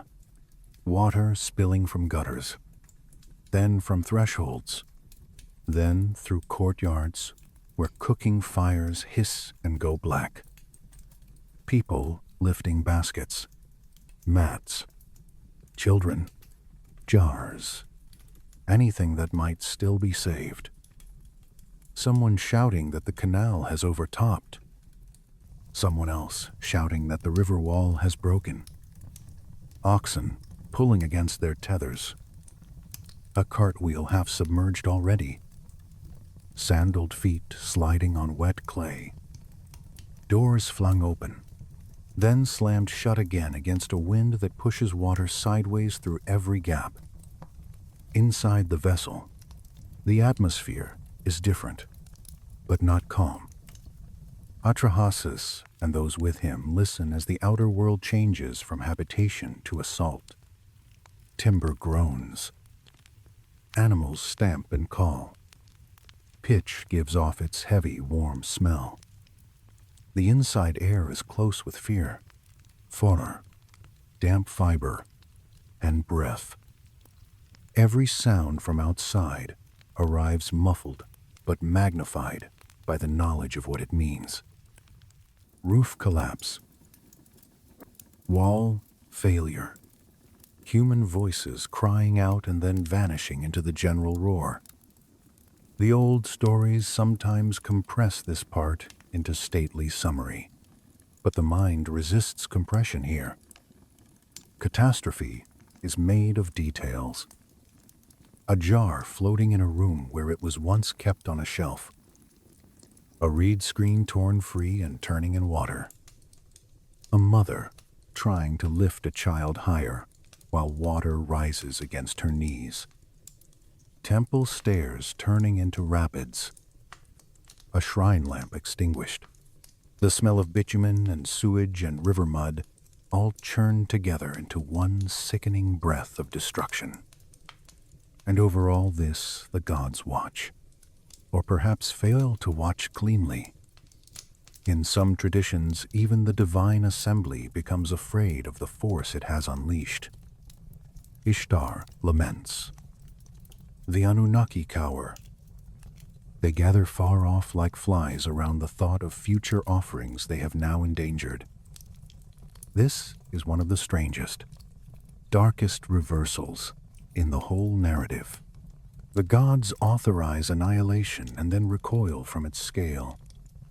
Judgment exceeds comfort. The punishment is technically theirs, but once released, it takes on the terrible autonomy of any disaster. Water does not spare with nuance. For 7 days and 7 nights, in some versions, the flood prevails. 7 again, that sacred number of completeness now attached to erasure. The world is not merely punished for an afternoon. It is unmade across the full ritual measure of cosmic time. Day and night blur. There is only pounding water, darkness, and the sense that ordinary distinctions have ceased to matter. Street, field, temple, palace, stable, wall, all of it lies under the same merciless surface. Inside the ark, if we may call it that, time changes shape. There is no ordinary sleep, no true waking, only waiting, listening, calming animals, checking seals, measuring provisions, breathing air made heavy by enclosed life. Somewhere, a child whimpers and is soothed.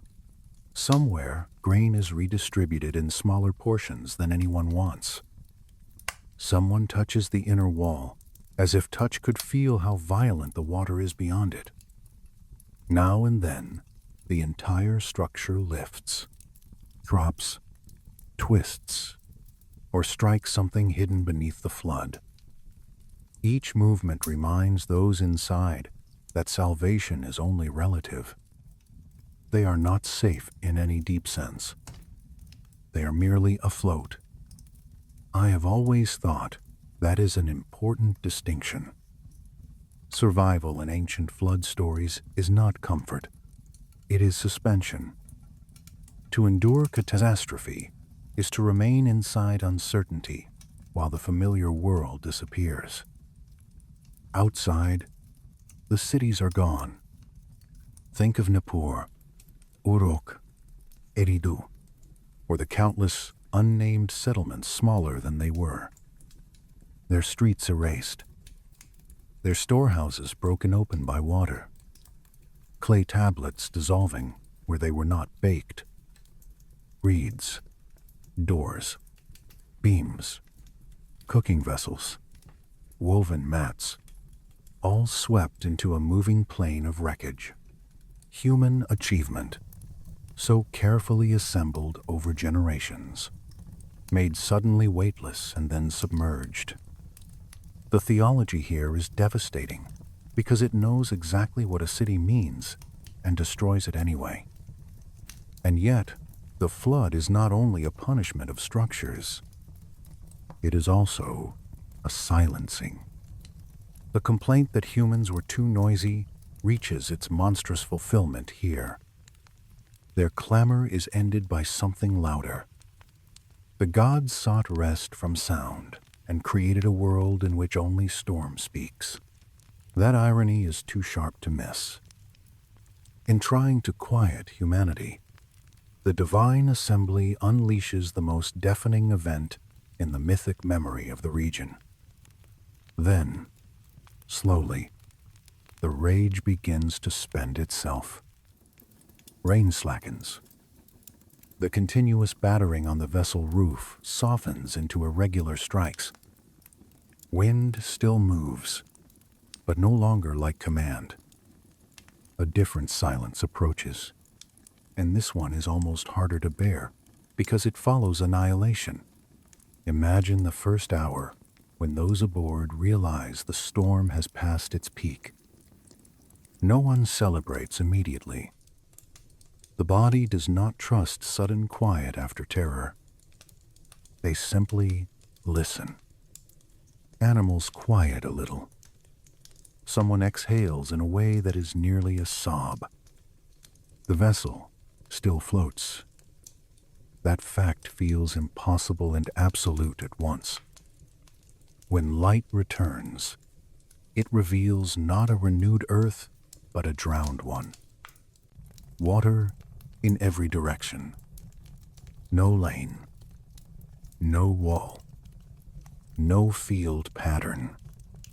No temple rise. No palm grove marking settlement. Nothing to orient the eye except the slick moving surface and the sky above it. The world has become blank. That blankness is its own kind of horror. Destruction is one thing. A horizon emptied of familiar forms is another. It means the mind has nowhere to anchor memory. So Atrahasis waits and tests. The birds are sent out. A dove, perhaps. A swallow. A raven. Different traditions vary, but the gesture remains one of the oldest in literature, and one of the most intimate. A small living thing entrusted with the question of whether the world still has places to stand. Wings open. A bird vanishes across the drowned distance. Those aboard wait, staring into brightness reflected off endless water. If the bird returns, the world is not ready. If it does not, some fragment of earth has re-emerged somewhere beyond sight. The mountain of landing in Mesopotamian tradition is not only a geographical detail. It is the first hardness after dissolution. Mount Nisir, in one version, a high place that remained or reappeared above the flood. When the vessel comes to rest there, one can almost feel the shift beneath tired feet. No more drifting. No more unstable buoyancy. Solidness under the hull. The ark lodged against stone, while around it the waters still recede. And now comes one of the most piercing moments in the narrative. The first thing the survivor does upon emerging is not to build a palace, not to seize territory, not to boast. He offers sacrifice. Let us slow that down as well. The door, or hatch, opened. New air entering, cleaner and colder than the air of the enclosed vessel. The smell of wet earth somewhere below. The cry of a bird no longer echoing over open water, but from an actual perch. A few careful steps onto land. Legs unsteady after confinement. Hands touching stone. A sky finally visible without the filtering frame of a built roof. Then the gathering of wood or fuel. The arranging of the altar. The placing of offerings in a world where almost everything has died. Smoke rises, and the gods come to it. This is one of those ancient details that can seem almost shocking in its frankness. The divine assembly, deprived of offerings during the flood, gathers around the sacrifice greedily, like flies in one famous line. It is not a flattering image. That is part of its genius. Mesopotamian myth does not always flatter its gods. It reveals their dependence as well as their grandeur. The flood has taught them something terrible about themselves. In erasing humanity, they nearly erased the service economy that fed divine life on earth. Ishtar laments in some versions. Other gods regret. Enlil, when he discovers that a human has survived, is at first furious. His decree has been broken. The silence he demanded has not been made complete. Someone preserved the species. Someone slipped through the judgment with craft or mercy. That someone is Enki. The confrontation between Enlil and Enki after the flood is one of the great moral scenes in ancient religion. Enlil stands for authority, oath, order, the seriousness of assembly decisions. Enki stands for practical wisdom, compassion, technical obedience paired with spiritual disobedience. He did not openly tell the man. He can say, he spoke to the wall. He did not shatter the oath in its exact wording, but he certainly broke its intention. And because he did, the human line continues. What follows is not a simple reconciliation. It is a renegotiation of the entire divine human arrangement. Enki argues, implicitly or directly depending on the version, that total destruction was foolish. The gods need humanity. Better measures exist. Better constraints. Better systems. Complete annihilation solves one problem only by creating another. The world must have laborers, worshippers, builders, those who keep the channels flowing and the altars supplied. But the world must also be made quieter, more limited, less explosively fertile. So the post-flood settlement takes shape. This part is colder than many later readers notice. The gods do not conclude that humanity should simply flourish unchecked. They establish limits. Infant mortality, celibate religious offices, diseases that touch specific groups, the fact of death woven more deliberately into life, reproductive and social constraints introduced as permanent policy. The lesson the divine assembly takes from the flood is not that mortals are innocent and should be freed. It is that they must survive under management. There is deep sadness in that. Humanity is spared, but not embraced without condition. The survivors step into a world where the covenant is shadowed by loss. Everyone they knew is gone. Every city they remembered lies drowned or ruined. And the future offered to their descendants includes built-in fragility. To save humanity, the gods choose not abundance, but bounded continuation. If you were standing with me in that first thin sunlight after the flood, you might look down the mountain slope and see water still glimmering in the lowlands, carrying fragments of the old world away. A beam, a jar, a dead branch, perhaps the body of an animal turning slowly. The air would smell washed, almost clean, but under that clean smell there would be grief. The silence would be immense.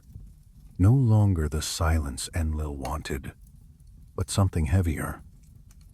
The silence after multitudes, and yet life begins again in precisely such silences. A pair of animals stepping uncertainly down onto wet ground. Human hands sorting seed. A shelter improvised. A fire coaxed from saved materials. Names spoken of the dead, though no graves remain. Technical knowledge remembered and passed on before hunger or sorrow can erase it. This is how civilization survives in Mesopotamian memory.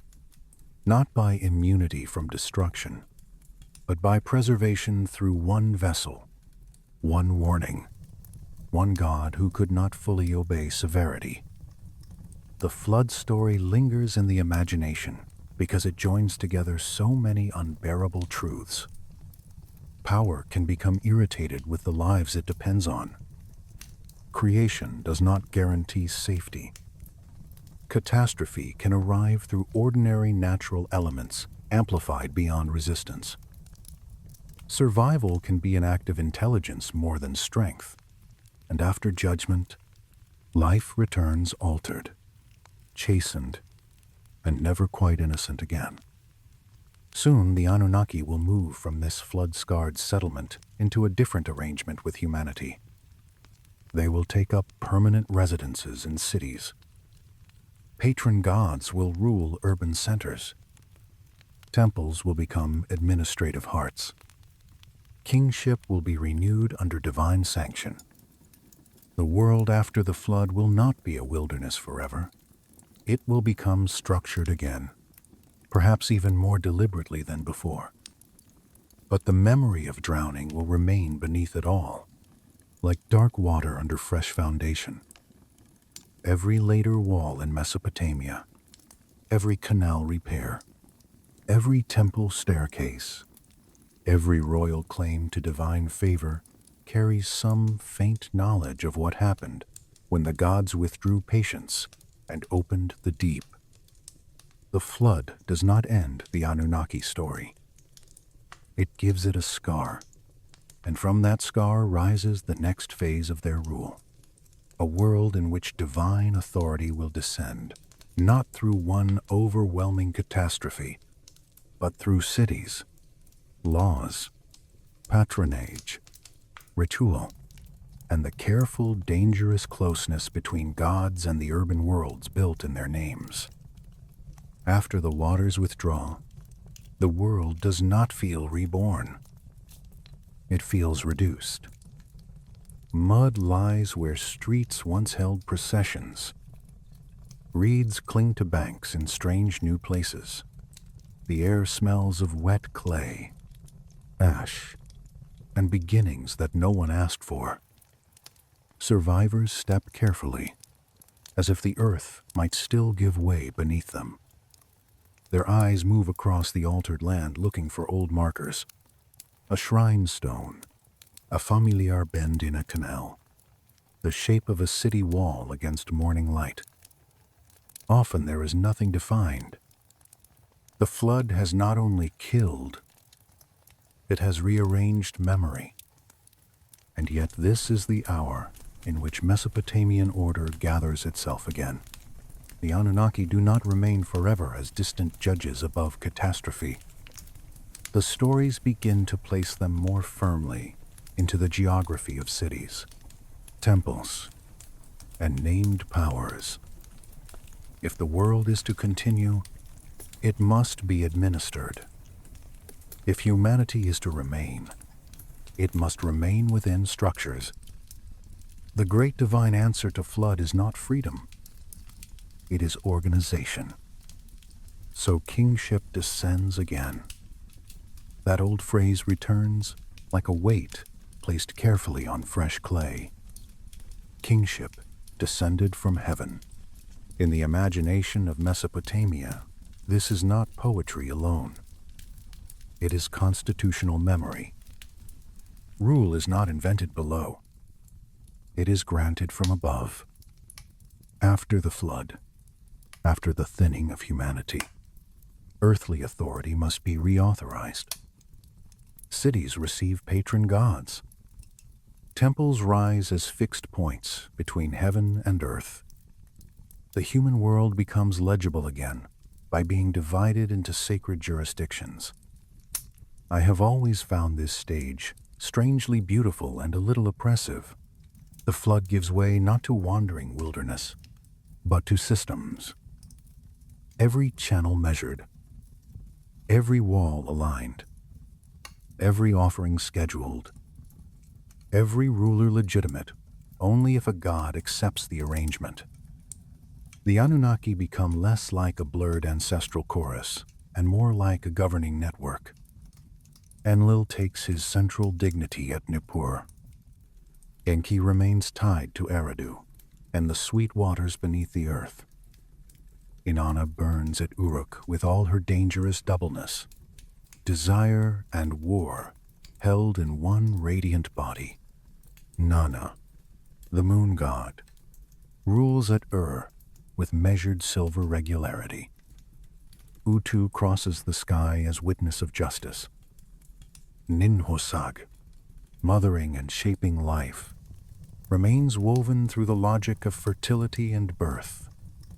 The pantheon is not random. It is distributed, Like irrigation itself, divine authority is channeled. Let the scene slow down now and enter one of these cities. It is dawn in Nippur. Before the streets fully wake, temple workers are already moving through the outer courts. A broom of bundled reeds whispers over packed earth. Water is poured from jars and darkens brick in slow, widening shapes. Incense is prepared. A scribe sits cross-legged with damp clay and stylus, copying yesterday into permanence. Nearby, a young apprentice carries a basket of grain with both arms straining, eyes lowered because the precinct is already considered partly in the presence of Enlil. The city beyond the walls is beginning its daily speech. Butters, animals, buyers, laborers, but here order condenses first and then radiates outward. The temple is not only a house of worship, it is a machine of meaning and storage and law.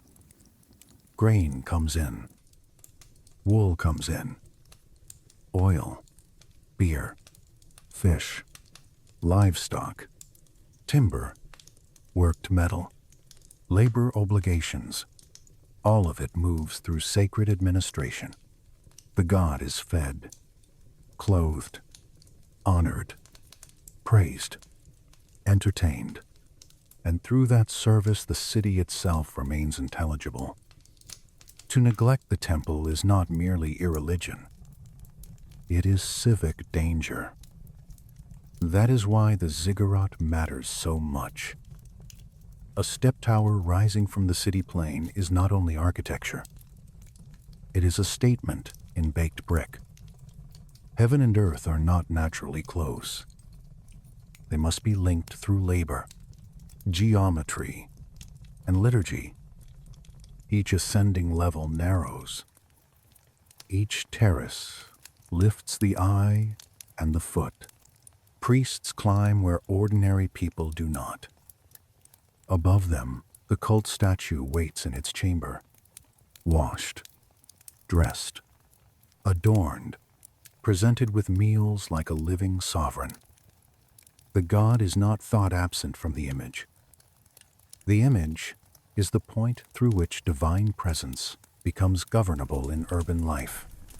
Honestly, when I picture one of those statues in the half-light, gold catching flame from oil lamps, lapis or shell eyes fixed forward, heavy garments falling in carved stillness, I understand why ancient people felt both comfort and fear.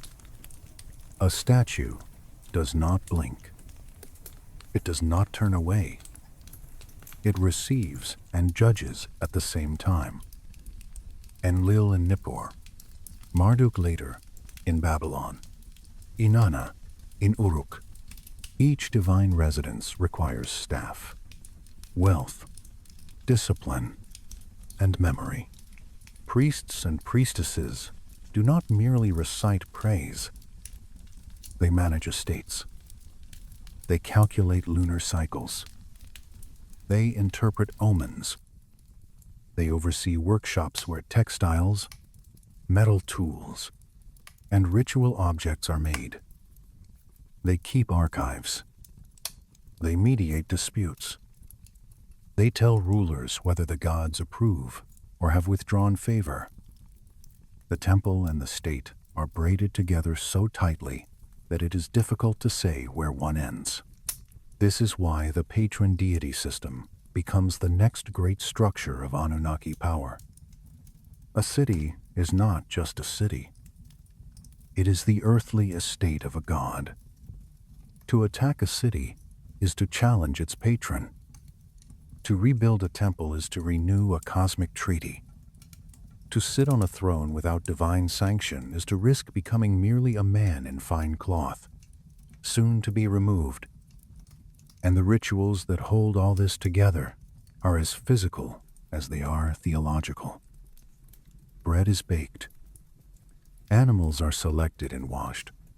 Garments are folded. Floors are swept. Hymns are memorized line by line. Festival calendars are checked against moon phases.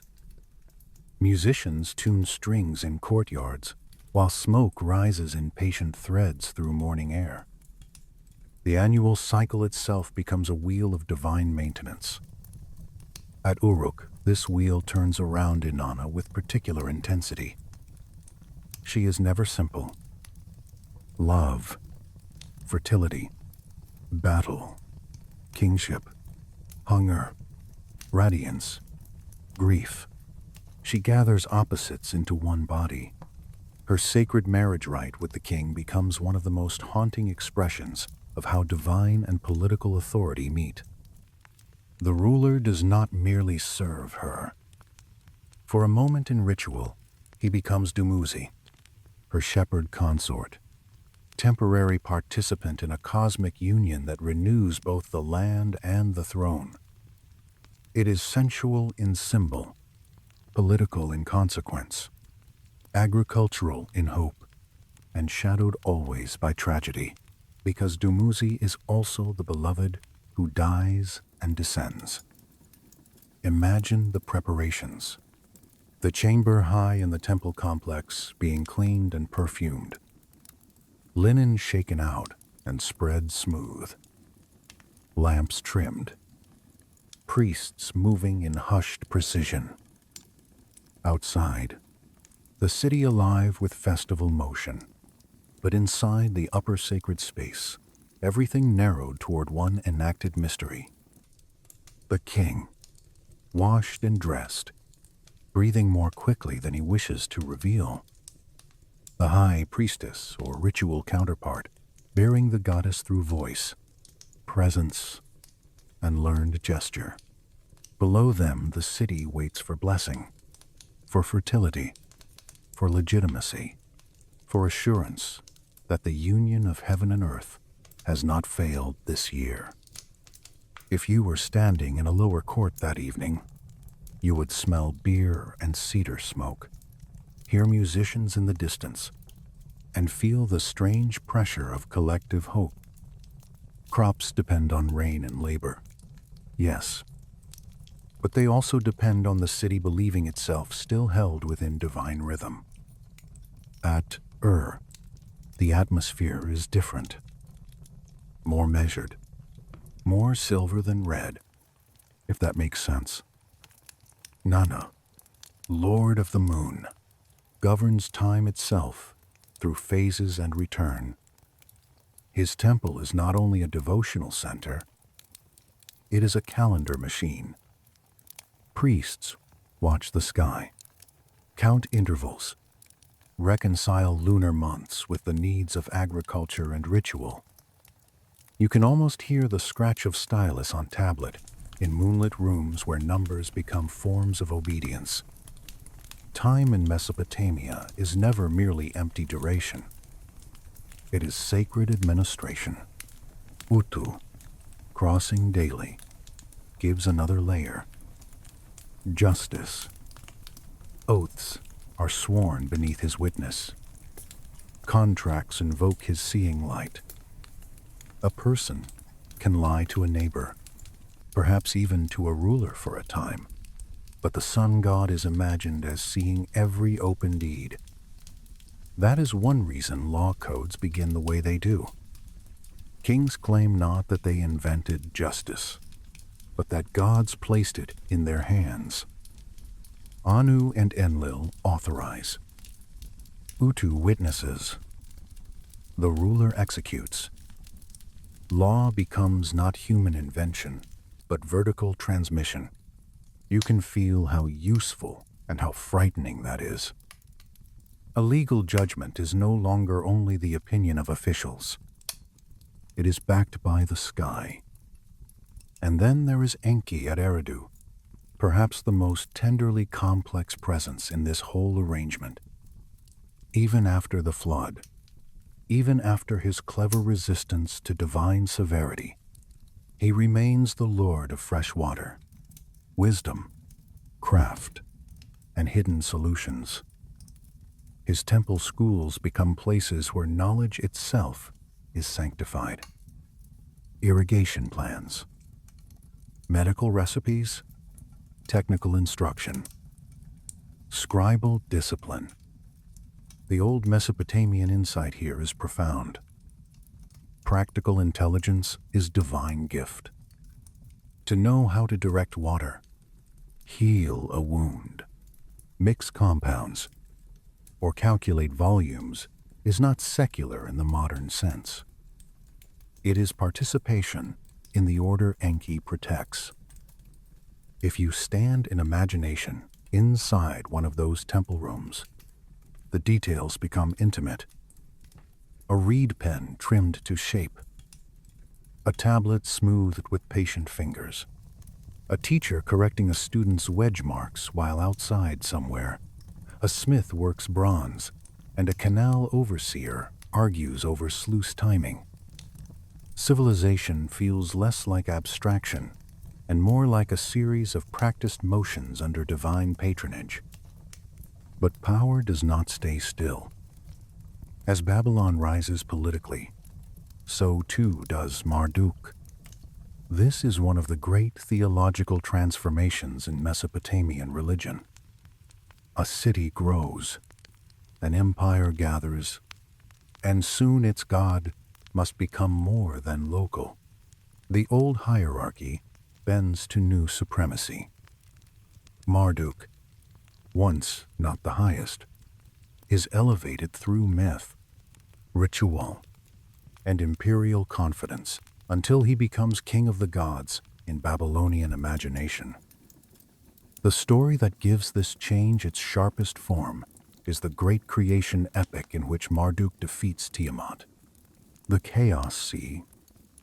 It is worth pausing over because it is not just mythology. It is political theology written with combat and cosmos. The younger gods are in danger. Disorder threatens creation. Marduk offers to fight, but only on condition that, if he succeeds, supreme authority will be his. The assembly agrees. He arms himself with storm, net, wind, and weaponry bright as fate. He enters battle. He swells Tiamat with forced wind, traps her, pierces her, and then uses her divided body to organize the world itself. Heaven from one half, earth from the other. Chaos turned into architecture. That image is brutal and magnificent. Creation through violent ordering. Empire explained as necessary triumph over disorder. Babylon takes the old distributed sacred world and places itself at its center by making its god the one who truly finished what the others could not. Then the temples reflect this new confidence. Babylon rises in glazed brilliance, processional ways, gates with dragons and bulls, towering structures claiming visibility from miles away. During Akitu, the New Year festival, the whole city becomes theater for cosmic renewal. Marduk's victory is not merely remembered, it is re-performed. The king submits himself, is symbolically humbled, then restored under divine sanction. The city watches, the priests recite. The god's supremacy and the ruler's dependence are enacted together. I have always loved the severity of that ritual humiliation. The king, who commands armies and levies tribute, must stand before the high priest and have insignia removed.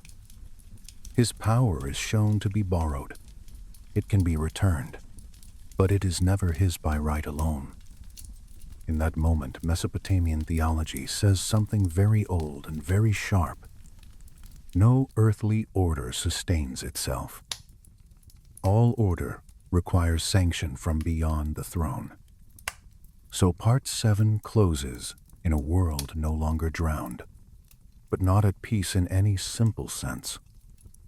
The Anunnaki now reign through walls, stairs, archives, cult statues, legal formulas, astronomical observations, and festival processions. Their power has become urban, procedural, intimate, and immense. Yet beneath every brick lies older memory.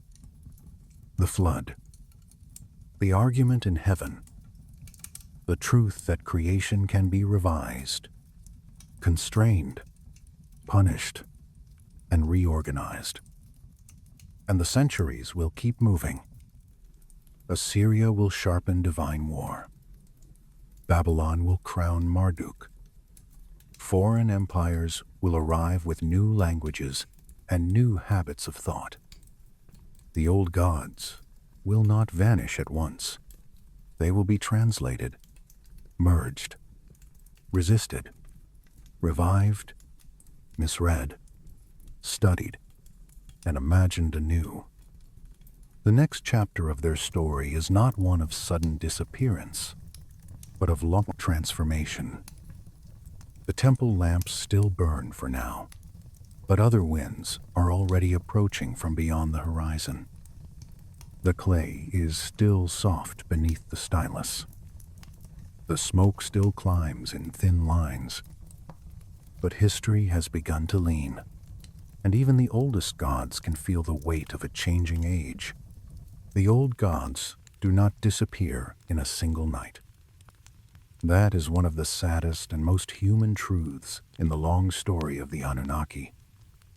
A religion that took shape in mud brick cities over thousands of years does not simply close its eyes and vanish when conquerors arrive. It thins. It translates. It puts on borrowed names. It survives in corridors, in schools, in habits of calculation, in the whispered afterlife of ritual. It fades unevenly, and because of that uneven fading, its ending feels less like a collapse than a long dusk. By the time Babylon's towers dominate the plain and Marduk's authority is sung with imperial certainty, history is already preparing the next turn. Assyria had sharpened divine kingship into military iron. Babylon had refined cosmic sovereignty into liturgy and spectacle. Then the great foreign powers arrive in sequence, each one laying new systems over old sacred ground. Persians, Greeks, Parthians, new languages, new courts, new philosophical habits, new ways of imagining what a god is and what a temple is for. Still, the old sanctuaries remain standing for a time. Picture Babylon under later rule. The processional way still exists. The brickwork still catches light. Priests still know the order of certain hymns by memory. Astronomers still climb to observe the sky. Offerings are still made, though perhaps with less confidence, or with greater insistence, because confidence is slipping. The city does not wake one day and announce that Marduk is dead. Instead, people begin to live inside layered meanings. The same star may now be discussed as a mathematical body, a divine sign, a Greek planet, an omen, and a point in a foreign system of knowledge, all at once. When Alexander comes, he is said to have honored Babylonian rites, at least outwardly. That detail matters, because conquest often begins with gestures of respect. A new ruler steps into the old ceremonial frame to borrow legitimacy. But respect is not preservation, not in the long run. After him, the Hellenistic world grows around Mesopotamia like another architecture built over an older foundation. Greek administrative cities rise beside ancient urban centers. Agoras and theaters offer different types of public life. Philosophers classify what priests once invoked. The divine assembly becomes increasingly vulnerable to interpretation. Marduk becomes comparable to Zeus, Nabu to Apollo. Planetary gods slide toward astrological systems legible across cultures. This is not pure destruction. It is translation. And translation always preserves something while losing something else. If you were standing in Seleucid-era Babylon at twilight, you might hear more than one world speaking. Greek in one quarter, Aramaic in another. Old liturgical phrases still preserved in temple spaces. Merchants arguing over weights. A priest astronomer marking a tablet. A young student learning a system of celestial calculation that carries Babylonian precision inside a widening Hellenistic frame. None of this feels like a clean ending. It feels like overlap. And overlap can be harder to mourn because it postpones the moment when loss becomes undeniable. The scholars remain among the last guardians. This is one of the quiet glories of the Mesopotamian tradition. Even when political authority shifts away from the temple, learned communities keep copying, keep calculating, keep preserving the names of stars, the procedures of ritual, the correspondences between heaven and earth. Cuneiform itself becomes less common, more specialized, almost like a sacred difficulty. Fewer can read it, which means those who still can become custodians of a silence the wider world no longer hears. I find that image deeply moving. A late scholar in a dim room, the old script still alive under his hand, while outside the common language has changed. He knows the signs. He knows that a wedge angled this way and not that way carries a god's name, a king's name, a measurement, a line from a hymn copied and recopied across centuries. He writes into clay not because the empire around him demands it, but because memory has become an act of resistance. And yet even resistance has a limit. Temple institutions require more than devotion. They require grain, labor, political protection, social prestige, architectural upkeep. Roofs fail if not repaired. Archives crumble if neglected. Priestly training cannot continue if too few families commit sons and daughters to it. A god may remain powerful in theology and still lose ground in administration. This is one of the harshest realities the Anunnaki story teaches. Divine endurance in human history depends on institutions. When institutions thin, even gods become vulnerable to forgetfulness. So the old public rites grow smaller. Festivals once involving whole cities become more local, more fragile. The giant urban confidence of Mesopotamian religion softens into pockets of continuity. In some places, traditional planetary reverence survives through astrology. In others, through magical texts. In others, through mixed communities that no longer separate clearly between Mesopotamian inheritance and newer religious worlds. The gods no longer stride through history as civic sovereigns. They survive as traces, formulas, names inside calculations, invocations in private rites, commentaries in scholarly margins. From city rulers, they become residues. And then the larger monotheistic systems tighten around the old landscape. Judaism had already wrestled deeply with Mesopotamian religious forms during and after exile. Christianity later spread through the region with its own powerful frameworks of creation, flood, judgment, and cosmic order. Islam would arrive with uncompromising theological force and an equally formidable respect for knowledge, preserving many sciences even as it rejected the old gods. By then, the Anunnaki, as living rulers of civic religion, could not remain what they had been. Their names might endure. Their astronomical correspondences might endure. Their myths might echo through translated forms. But the temple-centered universe that fed them daily is effectively over. Still, endings leave sediments. Mesopotamian flood memory enters neighboring traditions in transformed shape. Astral lore survives. Legal habits survive. Mathematical and observational methods survive. This is another old Mesopotamian lesson. Gods can die publicly and continue privately inside techniques. Then comes another kind of burial. Not theological now, but material. Clay tablets lie in collapsed libraries. Palaces fall.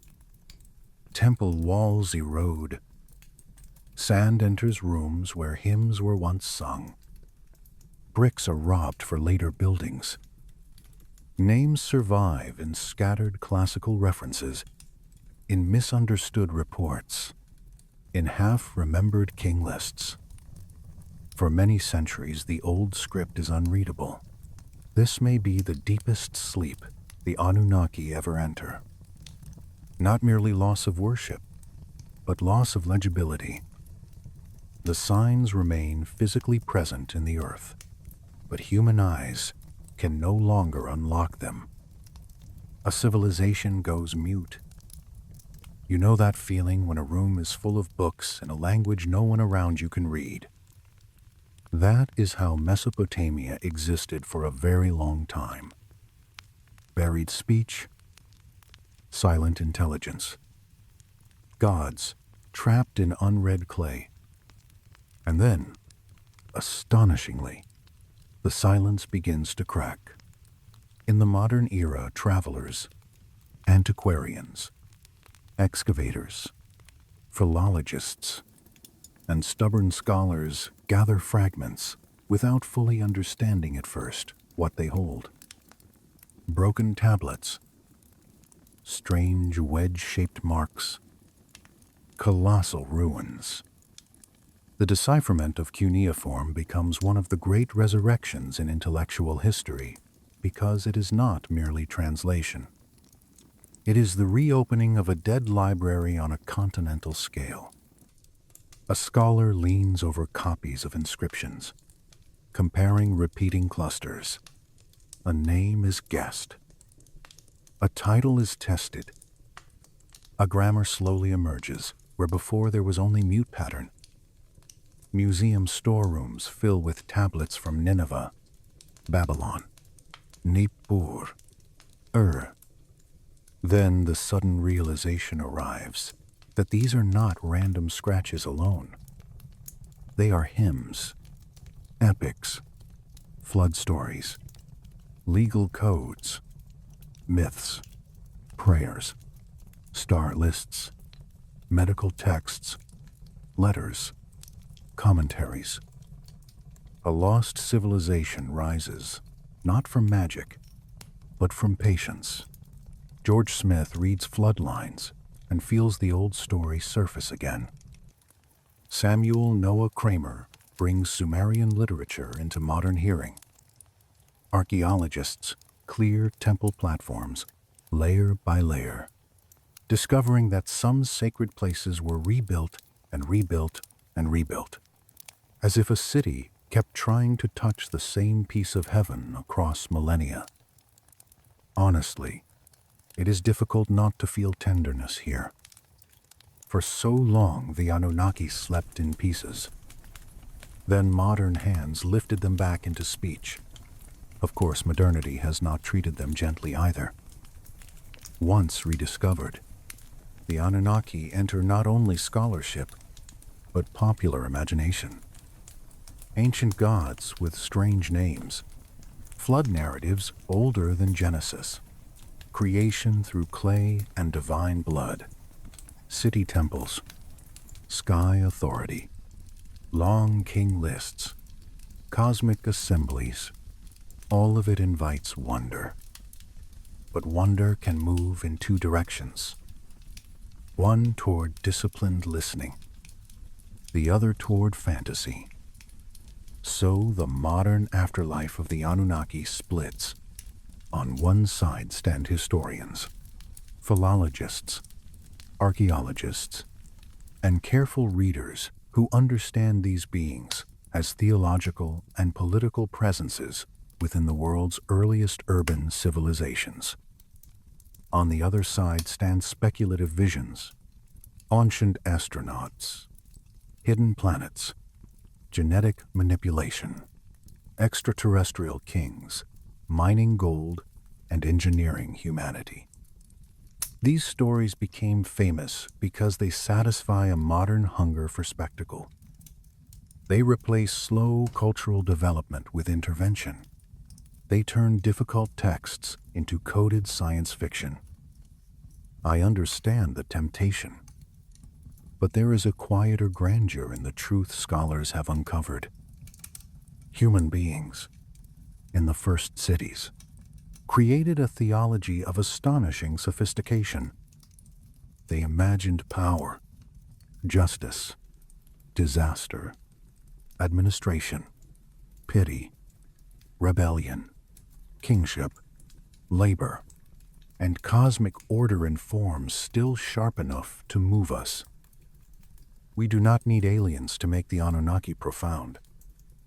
The human mind made them profound already, and maybe that is the most fitting ending possible for beings who once governed the border between heaven and earth. They remain at a border still, between history and myth, scholarship and speculation, reverence and curiosity, silence and speech. If you were standing now in the ruins of one of their cities at sunset, you would not see Enlil descending a staircase of cloud or Marduk blazing over Babylon's gate. You would see broken brick, wind over dust, perhaps the call of a distant bird, a museum hush spread across open ground. Yet if you knew how to listen, really listen, you might sense something else. Not presence in the crude supernatural sense. Something gentler. The pressure of continuity. The knowledge that thousands of years ago people stood here and believed the world was administered by powers vast and intimate, stern and changeable, frightening and necessary. The fire is lower now. The room is quieter. Clay, water, kingship, flood, stars, temple smoke. All of it has drifted together into one long dark river behind us. And perhaps that is the final gift of the Anunnaki story. It reminds us that the earliest civilizations were already asking enormous questions with astonishing seriousness. They knew cities were fragile. They knew law needed sacred backing. They knew wisdom could save and also unsettle. They knew flood could erase a world. They knew names could outlive empires. They knew that to build anything lasting in mud and time was already an act of defiance against oblivion. Tonight we have followed them from first assembly to flood, from temple summit to imperial myth, from fading cult to buried tablet, from rediscovery to modern misunderstanding. Their story is no longer living religion in the way it once was, but it is not dead either. It breathes whenever someone reads the signs carefully, whenever a broken line is restored, whenever the old cities are treated not as curiosities, but as beginnings.